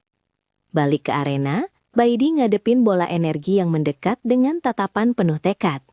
Kemudian dia nyabut pedangnya, kesel karena dipaksa make itu lawan musuh yang hina banget. Dengan satu gerakan, dia nyatain itu sebagai aib, dan membelah bola energi jadi dua. Dampak dari tebasan itu melesat lurus ke depan, dan ngehantam lawannya secara langsung. Tiba-tiba, pelat logam pelindung Zhang Ma hancur berkeping-keping, bikin dia benar-benar syok. Beberapa saat kemudian, dia jatuh berlutut, terkesan karena Baidi udah ngancurin serangannya, dan makin yakin kalau dia wanita yang tepat buat dia. Dengan dampaknya, pemuda itu pingsan dan ambruk ke lantai arena. Kalah. Wulingen ngamatin adegan itu, bingung gimana energi itu dikontrol. Instruktur Mei Yanli kemudian ngumumin kalau Jiang Ma udah kehilangan kemampuan buat bertarung dan nyatain Baidi sebagai pemenang. Saat kerumunan ngerayain kemenangan puncak Yujen, pendekar pedang wanita itu tetap diam di tengah arena di samping Tushan. Pemuda itu merenung, apa pertempuran antar kultivator beneran kayak gini? Tiba-tiba, seorang gadis muncul sambil megang paha ayam raksasa. Dengar suara berisik, Wulingen nengok buat lihat apa yang terjadi. Gadis berambut merah muda itu kemudian ngenalin Baidi, ngungkapin kekagumannya pada kultivator nomor 1 generasi baru. Gak lama kemudian, dia komentar kalau dia juga pengen jadi sekuat itu suatu hari nanti. Pendatang baru itu mendekati Wulingen, yang kaget sama tingginya. Tanpa sengaja dia nabrak Tushan, yang kaget karena benturan itu. Saat itu, si rubah berasumsi kalau ini tipe cewek yang disukai Wulingen. Gadis berambut pink itu sadar tatapan bocah itu dan nyimpulin kalau dia lagi ngiler pengen makanan. Ngeliat reaksi semua orang, dia nawarin daging itu dan nanya apa dia nggak pengen sesuatu yang lain. Meskipun sambil marahin dirinya sendiri, Wulingen ngaku dia lapar abis latihan dan nerima potongan daging itu. Nggak tahu harus ngapain karena dia sadar dia emang beneran pengen makanan itu. Jadi dia nggak percaya kalau orang asing bisa ngerti keinginan Wulingen lebih baik daripada dia. Sementara itu, instruktur merintahin biar Jiang Ma disingkirin dari arena, biar kandidat berikutnya bisa siap-siap. Dengan mulut penuh, Wulingen nanya nama gadis yang udah ngasih dia makan. Sambil tersenyum, dia ngenalin diri sebagai Murong Chan, siswa yang masuk akademi tahun lalu. Tushan nanya soal dia yang jadi senior. Tapi wanita muda itu jawab, "Gak persis kayak gitu sih," sambil sembunyi di balik daging. Gak lama kemudian, Murong Chan ngejelasin kalau dia sebenarnya gak naik kelas gara-gara nilai rendah dan datang buat ikut ujian penempatan. Sambil makan, dia ngungkapin kalau dia bisa dikeluarin kalau hasilnya jelek. Bikin Wulingen sadar kalau dia kayaknya gak terlalu gugup soal itu. Gak lama kemudian, Chanji mendekat buat bagi info yang mungkin mereka nggak tahu. Dia ngungkapin kalau senior Murong berasal dari keluarga alkemis terkenal. Di seluruh 9 provinsi. Konsekuensinya, dia ngejelasin kalau gadis itu udah ngembangin teknik yang ngubah bahan alkimia jadi makanan tanpa ngilangin maseknya. Dengar ini, Wulingen sadar kalau daging yang baru aja dia makan sebenarnya adalah pil spiritual. Saat itu dia ngerasa malu karena udah ngonsumsi sesuatu yang berharga banget. Tapi Murong Chan nenangin dia. Dia ngejelasin kalau dia cuma nggak tega lihat orang kelaparan. Kebaikannya bikin Wulingen dan Tushan speechless terharu. Dia nyebut gadis itu malaikat. Sementara si rubah di sebelahnya ngomel. Kalau itu nggak sekeren itu kok. Tiba-tiba, kerumunan pengagum lari ngelewatin mereka. Ngasih jalan buat tuan muda. Saat itu, Baidi mendekat dengan tatapan fokus, nyuekin keributan di sekitarnya. Tanpa ragu, Murong Chan lari ke arahnya dan, dengan kagum, minta tanda tangan. Sementara dia nunggu dengan antusias, Baidi cuma natap dia dingin, ninggalin Wulingen dan walinya dalam keheningan. Kultivator nomor 1 itu nolak permintaannya, tapi nyaranin dia buat hati-hati milih temen. Dia lalu nengok ke Wulingen, dan janji dia bakal ngungkap kebenaran tentang apa yang dia lakuin malam sebelumnya. Pas dia jalan menjauh, kerumunan mulai spekulasi apa yang dibilang janji soal hubungan mereka itu benar. Gara-gara ini, Murong Chan nanya apa dia beneran dekat sama Baidi, tapi bocah itu jawab kalau dia cuma kenal doang. Nyuekin jawabannya, dia megang tangan Wulingen dan minta dia buat ngenalin mereka, karena dia pengen jadi sekuat senior itu. Tiba-tiba, suara instruktur Mei Yanli bergema, manggil nama Murong Chan 2 kali dari panggung. Dia marahin gadis itu karena nggak dengerin dan nyuruh dia cepetan ke pertandingan. Sambil lari, gadis itu minta Wulingen jangan lupa sampaikan pesannya dan dia setuju buat nyoba. Tushan nyaranin dia buat ngejauh dari gadis itu, tapi dia jawab kalau menurutnya dia orang baik. Dia lalu merenung, kalau orang yang peduli banget sama orang asing, gak mungkin orang jahat. Di panggung, instruktur ngingetin dia kalau ini kesempatan terakhirnya buat ngulang ujian. Gadis itu lalu tarik nafas dalam-dalam buat siap-siap. Tarung. Dengan tatapan penuh tekad, dia bilang ke dirinya sendiri dia harus menang setidaknya satu pertarungan biar bisa tetap tinggal. Terus pikiran harus balik ke tempat gelap bikin dia ketakutan. Instruktur lalu ngumumin pertandingan berikutnya dan manggil nomor 36 buat naik ke panggung. Ngerespon panggilan itu, sosok bertudung mulai jalan ke arah platform presentasi. Murong-chan ngamatin lawannya mendekat, dan ekspresinya berubah jadi kaget banget pas dia nurunin tudungnya. Xiao Hoho ngungkapin wajahnya sambil senyum dan ngumumin kalau dia datang, dengan kedua pihak udah di posisi. Instruktur siap-siap buat mulai pertandingan. Sementara itu, dua lawan saling tatap dengan ekspresi serius, siap buat tempur. Di kursi atas, Yu Tangsheng dan Huang Luhong nanya gimana nona muda keluarga Murong bisa berakhir di tes maba lagi. Pemuda tegas itu ngejelasin kalau dia gagal hampir di semua evaluasi, bahkan tes alkimia, dan mungkin harus ngulang tahun ajaran. Dengan itu, keduanya nyimpulin kalau senior itu gak menang satupun pertandingan. Mereka mungkin harus mulangin dia ke keluarganya. Terus Chenji komentar ke Wulingen kalau biarpun dia bisa nyiapin makanan obat yang kuat, gadis itu gak punya skill bertarung. Di tengah arena, instruktur sekali lagi memposisikan diri buat ngasih sinyal. Lalu dengan lompatan mundur, dia ngumumin kalau pertandingan dimulai. Dengan kepalan tangan, pewaris Murong itu nyemangatin dirinya sendiri. Dia gak boleh kalah, apapun yang terjadi. Di sisi lain, lawannya komentar kalau dia gak nyangka bakal lawan gadis seimut itu. Segera setelah itu, pemuda itu bayangin dia bakal menang gampang dengan pengalamannya yang luas. Makin pede lagi, dia ngayal kalau abis pertarungan, baik dia maupun Baidi, bakal terkesan sama kekuatannya dan gabung ke haremnya.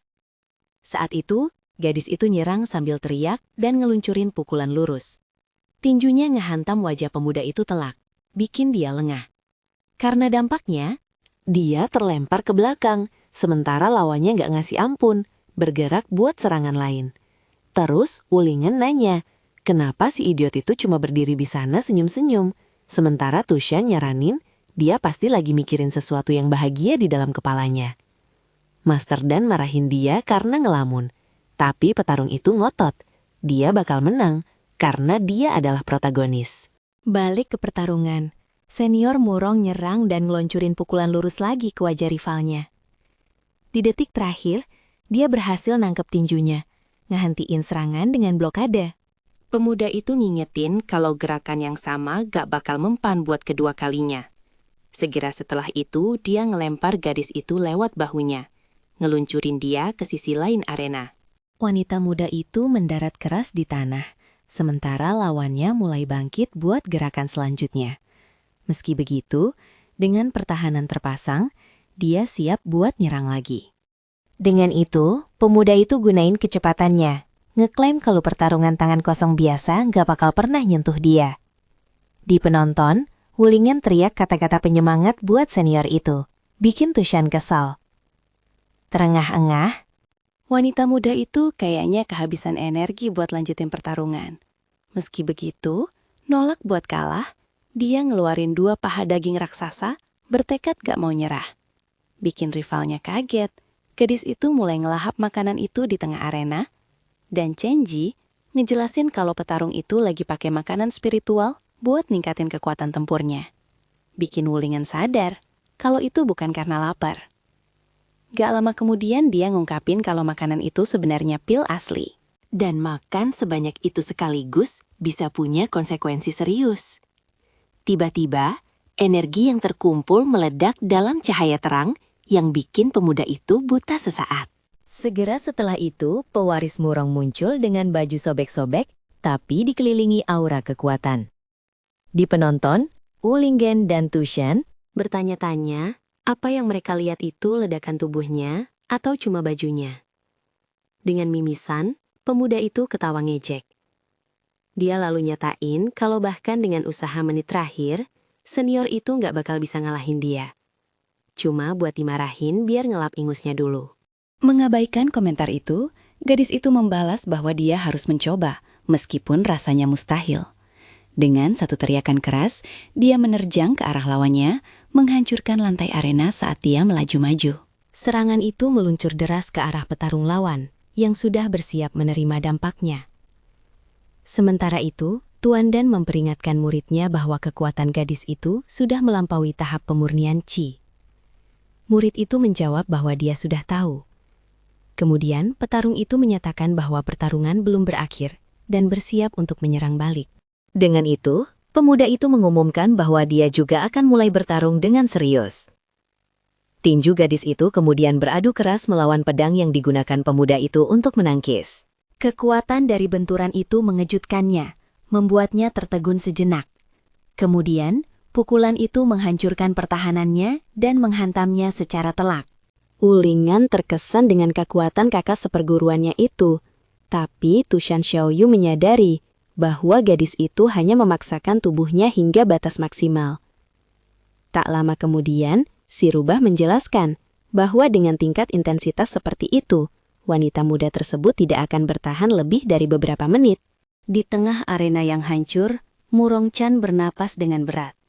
Sudah kelelahan karena bertempuran, dengan keringat menetes di wajahnya, dia bertanya dengan lantang apakah dia berhasil menang.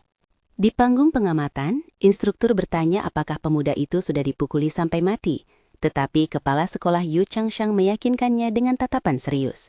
Kepala sekolah menegaskan bahwa pertempuran belum berakhir. Di tengah asap, siluet pedang muncul dan lawannya terkejut bahwa dia telah didorong hingga batasnya oleh garis lokal dengan wajah babak belur. Dia bangkit berdiri dan memutuskan sudah waktunya untuk menunjukkan kekuatan aslinya. Dengan pedang di bahunya, pemuda itu menyatakan bahwa dia perlu menunjukkan kekuatan sejatinya. Kemudian, dengan wajahnya yang terluka, dia memperingatkan bahwa kali ini dia tidak akan menahan diri. Dengan itu, petarung itu menyerbu ke depan dengan cepat, berjanji tidak akan bersikap lunak pada lawannya. Murong Chan terkejut dengan kecepatannya saat dia bergerak berputar-putar di sekelilingnya. Saat petarung itu melompat ke atas arena, Wulingan berteriak agar dia melihat ke atas, membuatnya bereaksi dengan cepat. Serangan dari atas menghantam tanah dengan kuat, menghancurkan lantai arena. Tepat pada waktunya, gadis itu berhasil melompat mundur dan menghindari pukulan itu. Sementara, energi teratai biru mekar di tangan lawannya. Rivalnya menyatakan bahwa dia tidak akan bisa melarikan diri. Kemudian dia meluncurkan teknik teratai api jantung biru langsung ke arah wanita muda itu. Energi itu meledak menjadi api biru, menelan petarung wanita itu dan menghancurkan sebagian arena. Di tribun, Wulingan dan Tushan Sayui menonton dengan tegang. Kalian menyaksikan adegan itu dalam keheningan. Tidak dapat bereaksi di tengah kobaran api, gadis itu menjerit saat pakaiannya terbakar habis oleh energi tersebut. Seketika itu juga, Tushan Xiaoyu menutup mata Wulingan agar dia tidak melihat yang tidak-tidak. Sementara penonton bereaksi terhadap serangan itu, para instruktur mengenali api teratai biru itu dan menyimpulkan bahwa pertandingan tampaknya sudah diputuskan. Berdiri di dalam asap, pemuda itu menatap tajam ke arah lawannya dan bertanya apa yang salah. Dengan senyum sinis, petarung itu mengejek apakah dia masih menolak untuk menyerah. Sementara gadis itu menatap balik dengan tekad. Tanpa menjawab, Murong Chen mengeluarkan sebuah botol dan meminum isinya sekaligus. Seketika, aura berapi meledak di sekelilingnya saat botol itu pecah di tanah. Reaksi tak terduga itu membuat pemuda itu benar-benar syok. Kemudian, petarung wanita itu menyerbu ke depan dengan teriakan, melepaskan gelombang energi yang mengirim puing-puing beterbangan. Wanita muda itu melepaskan rentetan pukulan cepat ke arah pedangnya, memaksanya berjuang keras untuk memblokir serangan tersebut. Menyaksikan adegan itu, salah satu instruktur mempertanyakan apakah gadis itu sudah gila. Beberapa saat kemudian, Wulingan bertanya-tanya, apakah auranya menguat karena terobosan kultivasi? Tapi Tushan Xiaoyu menyangkal kemungkinan itu. Si rubah kemudian menjelaskan bahwa kakak seperguruan itu memaksakan batasnya dengan lebih banyak pil.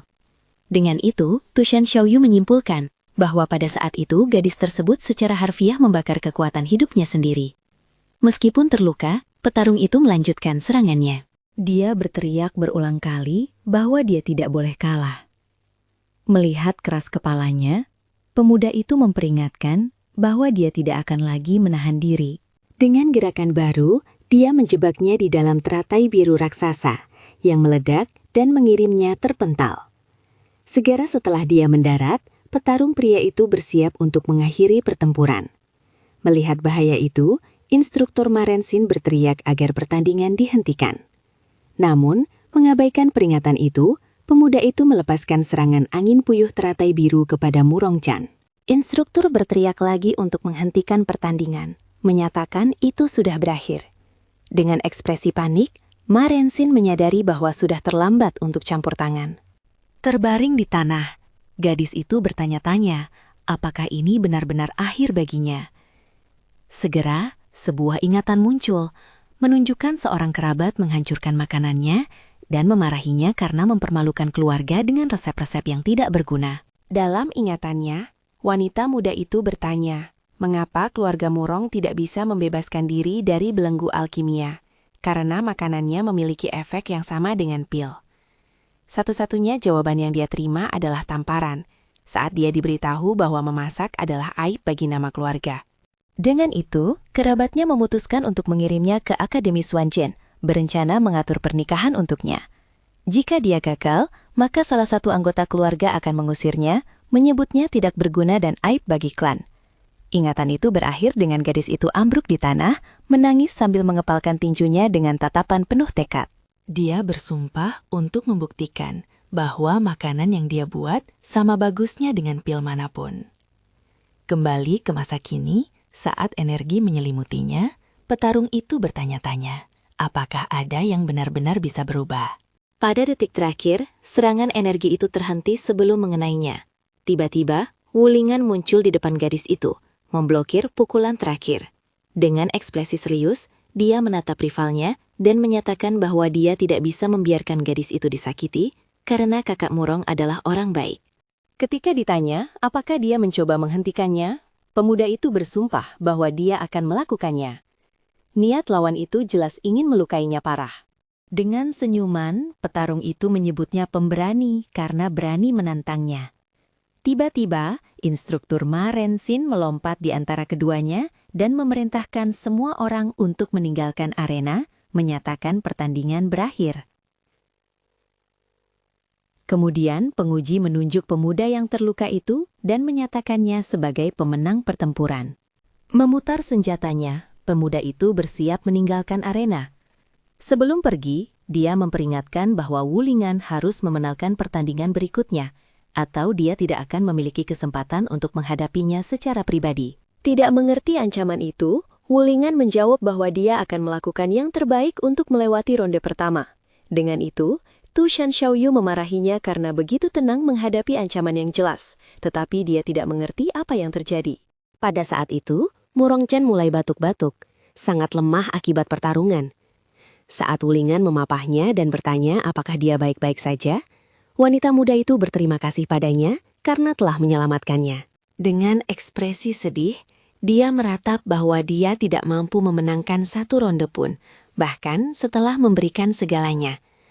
Kemudian, gadis itu mulai menangis karena frustrasi. Tiba-tiba dia muntah dan Wulingan yang terkejut meminta Tu Shan Xiaoyu untuk segera mengambilkan beberapa pil penyembuh. Saat dia memeluknya, dia mencoba menghiburnya.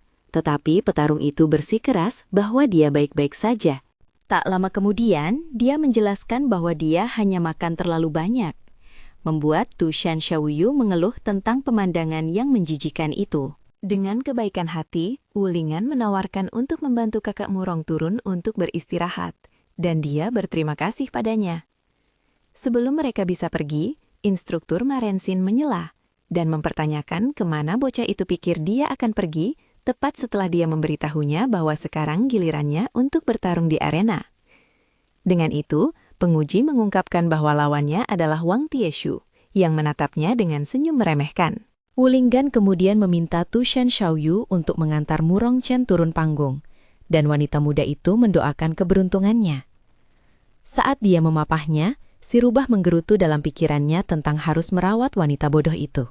Marensin memerintahkan kedua belah pihak untuk bersiap tempur. Di arena, Wulingan menghadapi lawannya yang menunggu di sisi lain dengan ejekan. Wang Tieshu menyatakan bahwa tampaknya dia telah menyerahkan kesempatan terakhirnya untuk bertahan hidup. Sebagai tanggapan, bocah itu hanya menatap balik dalam diam, tidak menunjukkan reaksi. Dengan satu lompatan, instruktur mundur dan secara resmi mengumumkan dimulainya pertandingan, memukul tanah dengan senjatanya.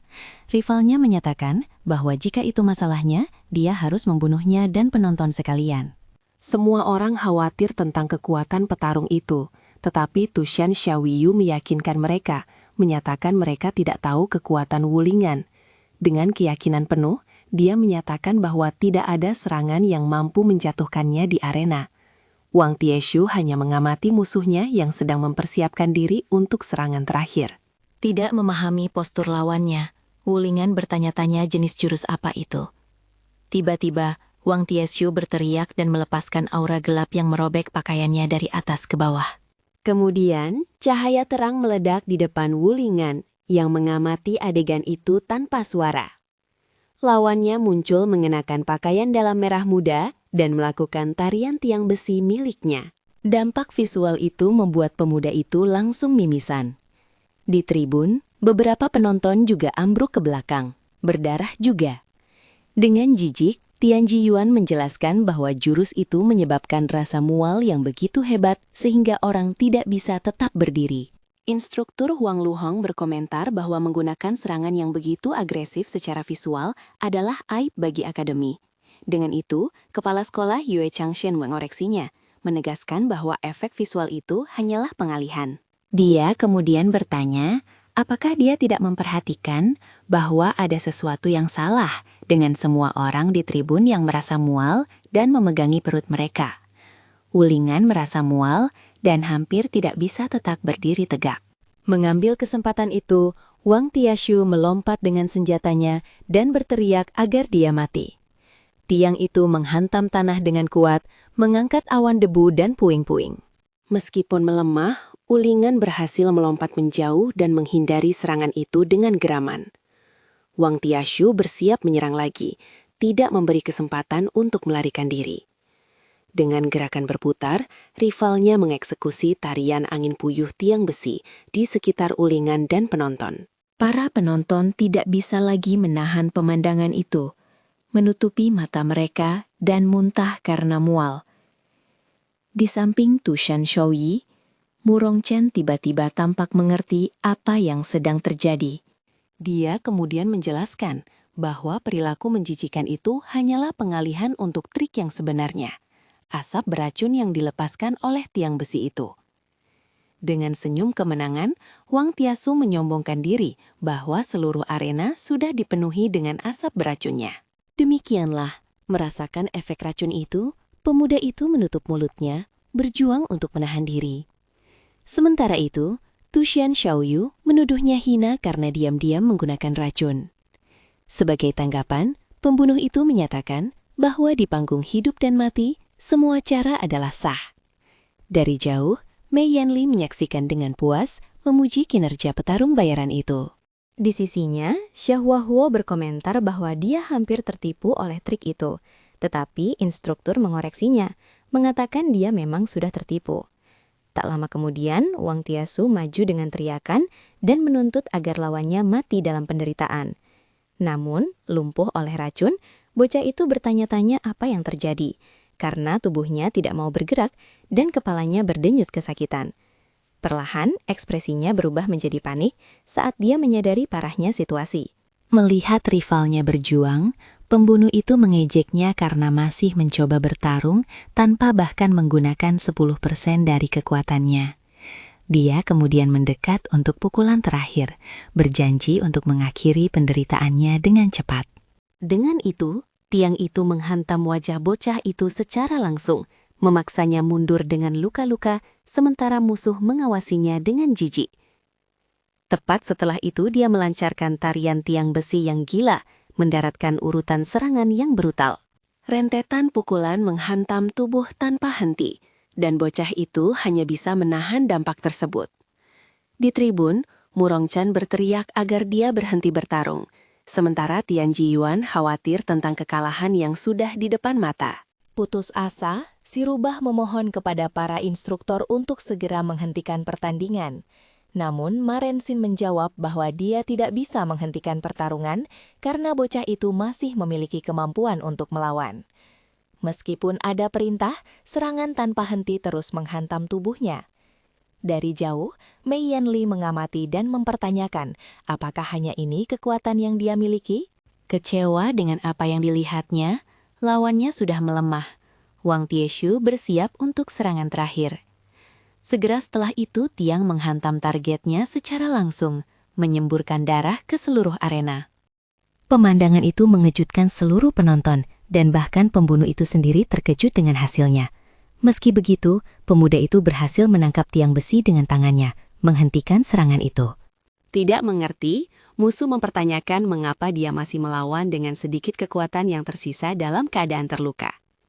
Bocah itu menjelaskan bahwa karena dia memiliki begitu sedikit energi, dia perlu mengerahkan semua yang dia miliki ke dalam satu pukulan tunggal.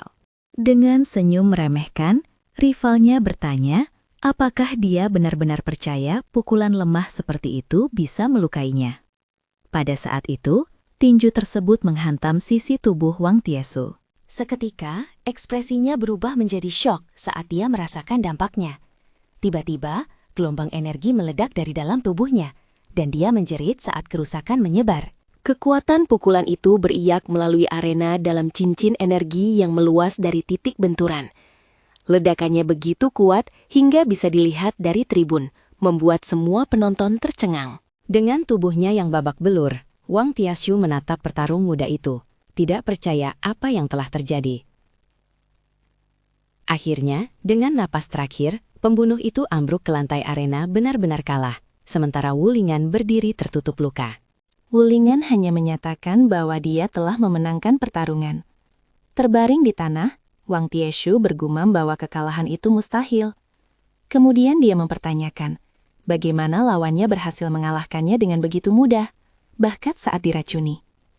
Wu Ling'an hanya berbalik tanpa memberikan jawaban langsung. Dengan tatapan serius, pemuda itu mengungkapkan bahwa inilah kekuatan yang dia miliki, bahkan dalam keadaan melemah.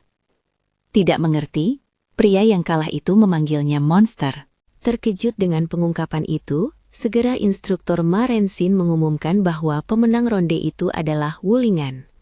Dengan senyum tipis, pemuda itu merayakan kemenangannya.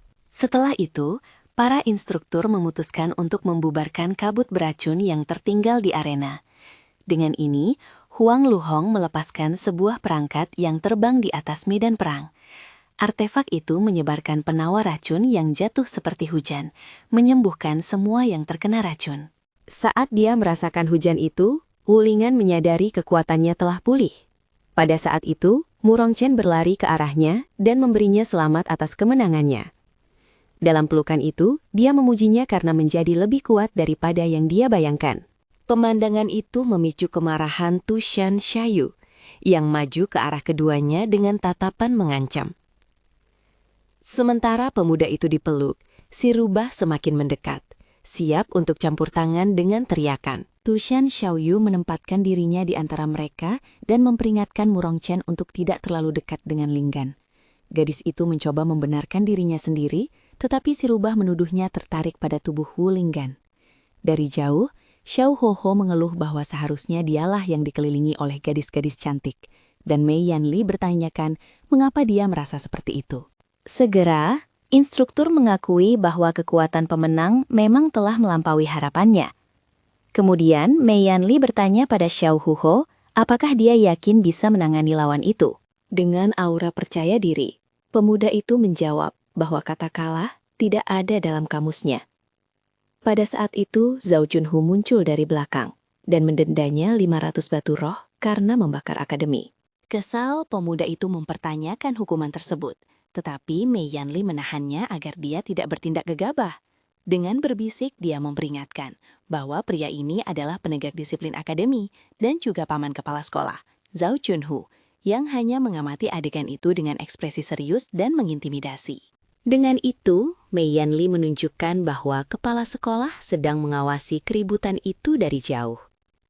Dengan enggan, Xiao Huohuo setuju untuk membayar denda dan menyerahkan kantong batu roh. Segera dia menerima hukuman lain.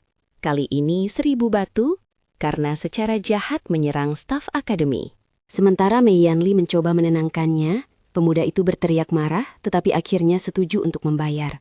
Segera setelah keduanya pergi, dia berlutut di tanah dan bersumpah akan membuat kepala sekolah dan orang tua itu membayar 2 kali lipat atas apa yang telah mereka lakukan. Jatuh ke tanah dengan amarah yang mendidih, Xiao Huoho melemparkan satu pandangan terakhir ke arah Wulingangan, seolah menyalahkannya atas frustrasinya juga.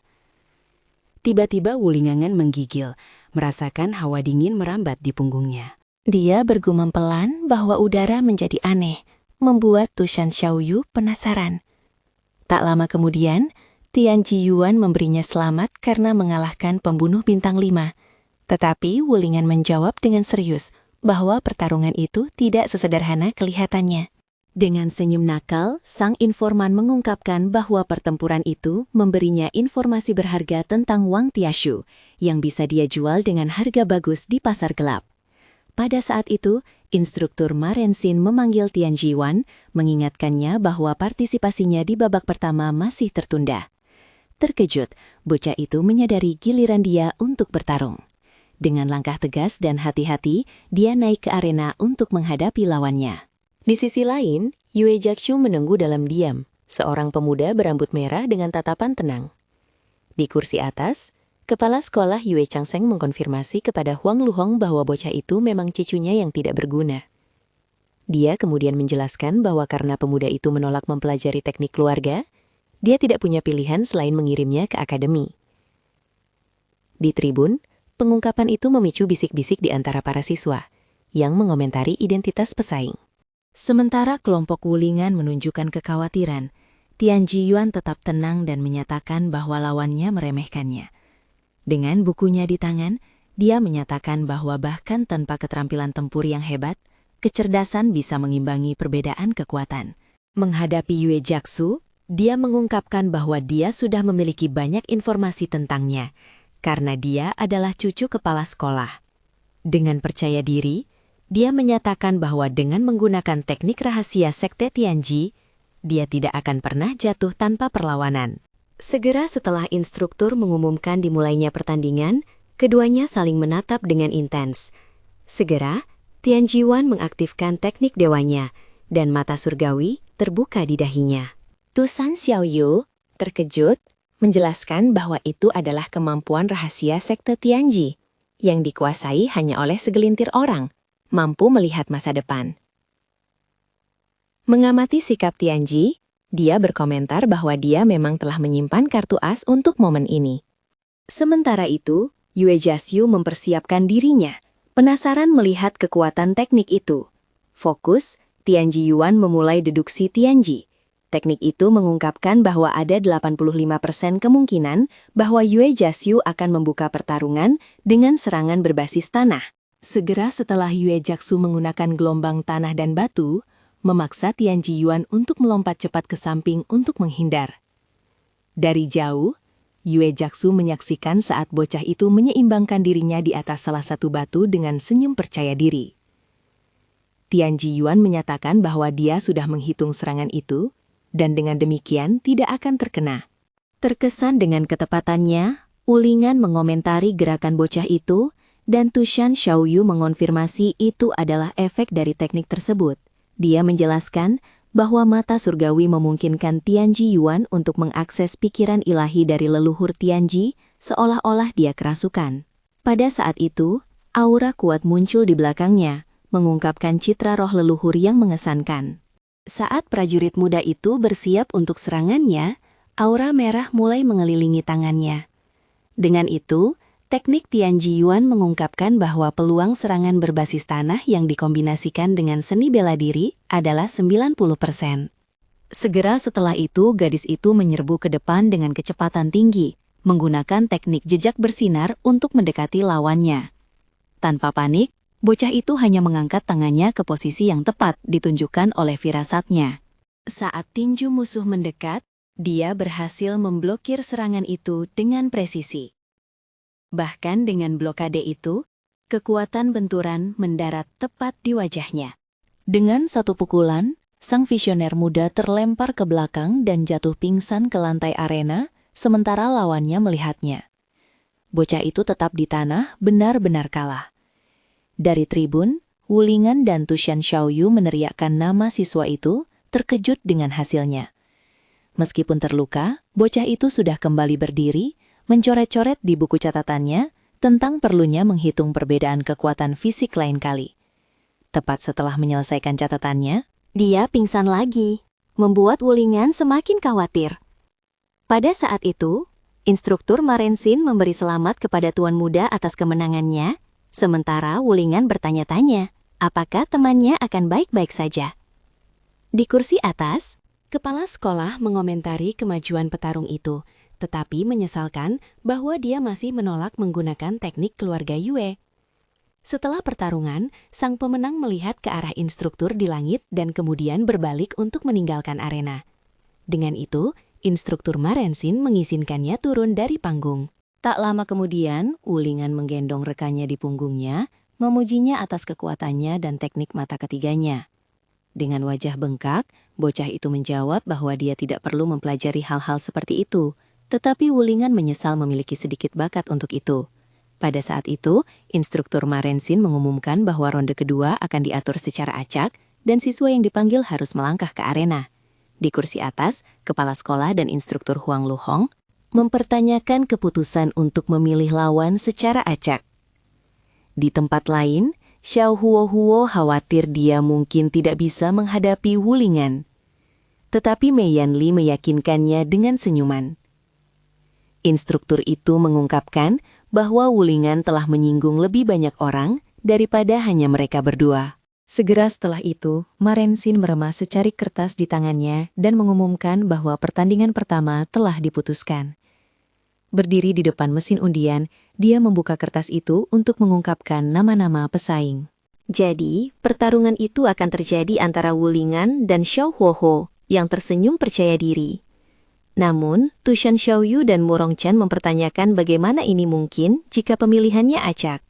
Tetapi Wulingan berkata dia tidak mendengar apa-apa tentang itu. Seketika instruktur membela diri, bertanya bagaimana mungkin mereka memanipulasi hasil untuk menargetkan murid baru. Tak lama kemudian Xiao Huo melangkah maju, Mengklaim dia percaya instruktur Ma tidak akan menunjukkan favoritisme. Melihat keraguan rivalnya, Tushan Xiaoyu menuduhnya sombong dan takut bertarung. Dengan tatapan serius, Wulingan memotongnya, menyatakan bahwa sudah cukup bicaranya. Dia kemudian menyatakan bahwa untuk masuk ke kelas yang lebih baik, dia tidak bisa mundur sedikit pun. Sementara Murong Chen dan Tushan Xiaoyu mengagumi sikap tegas rekan mereka, sang visioner mengambil kesempatan untuk mencatat ketertarikan kedua gadis itu dalam catatannya. Dengan kedua lawan di posisi, arena menjadi sunyi menunggu dimulainya pertempuran. Dengan senyuman, Xiao Huo berkomentar bahwa dia tidak menyangka rivalnya benar-benar memiliki keberanian untuk melangkah maju dan bertarung. Dia kemudian menyerbu ke depan, bertekad untuk menyelesaikan dendam lama dan baru sekaligus, memukul lantai arena dengan senjatanya. Beberapa saat kemudian, Tushan Xiaoyu mengeluh tentang serangan dadakan itu, tetapi instruktur Marensin pura-pura dia sudah mengumumkan dimulainya pertandingan. Kesal, si rubah menyimpulkan bahwa semua orang di akademi tampaknya menargetkan kakaknya. Di arena, kedua petarung bertukar serangkaian pukulan berkecepatan tinggi. Dengan gerakan cepat, penyerang menciptakan bayangan sisa untuk membingungkan lawannya. Segera setelah seorang penonton meneriakkan peringatan, Wulingan sudah berbalik ke arah serangan dari belakang. Dia kemudian memberikan pukulan cepat, dan Xiao Huo mengakui bahwa kecepatan bocah itu memang mengesankan. Segera setelah itu, ledakan energi biru besar menyebar ke seluruh arena. Tanpa mundur, penantang menggunakan lengannya sendiri untuk memblokir api biru yang melaju. Dengan ini, lawan menyatakan bahwa dia sudah memecahkan gaya bertarungnya dan tidak akan membiarkannya mendekat. Merasakan panasnya energi, Wulingan meniup tangannya sendiri untuk mendinginkannya. Tiba-tiba, ekspresi bocah itu berubah saat dia menyadari sesuatu yang penting. Dengan teriakan, Xiao Huo memanggil teknik 3000 naga api, memanggil dua makhluk besar dari api biru.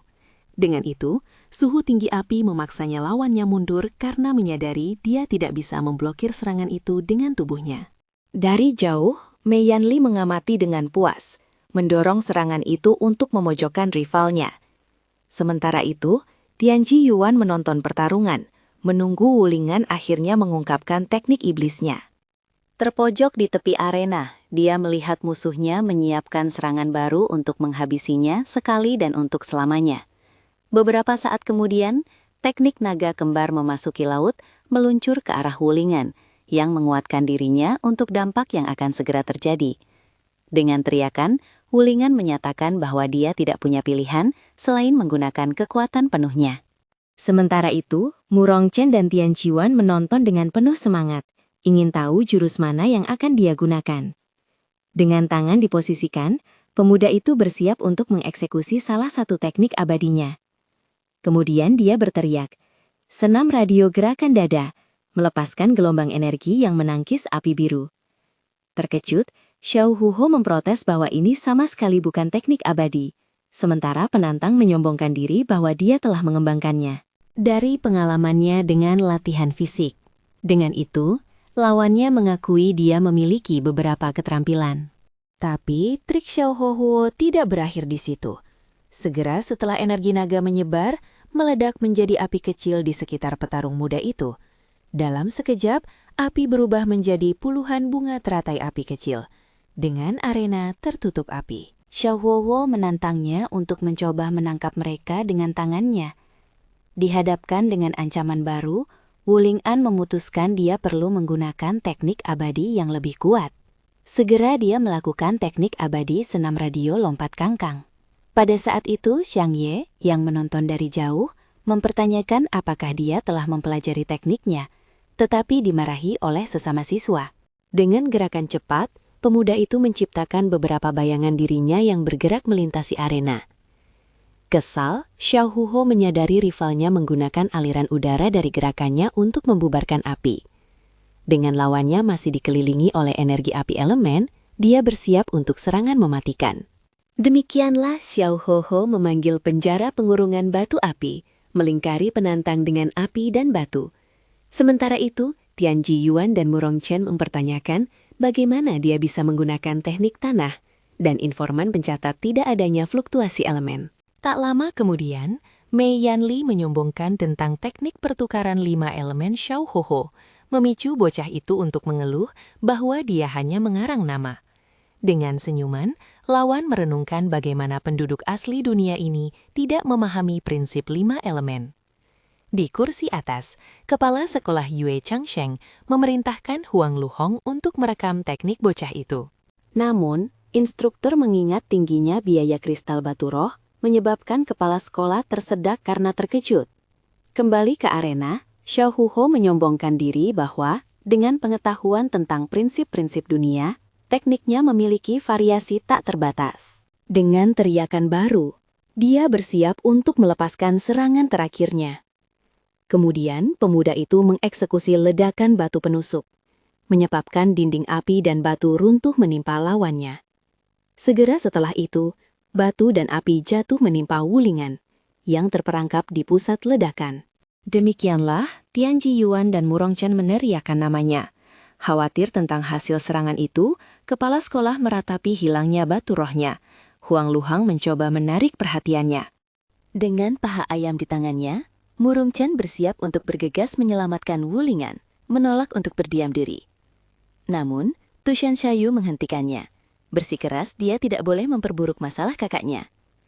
Dengan keyakinan total, si rubah meyakinkannya, menjamin bahwa teknik sekecil itu tidak masalah baginya. Dengan aura superioritas, Xiao Huo menyatakan bahwa penduduk asli dunia ini tidak akan pernah bisa dibandingkan dengannya, sang putra takdir.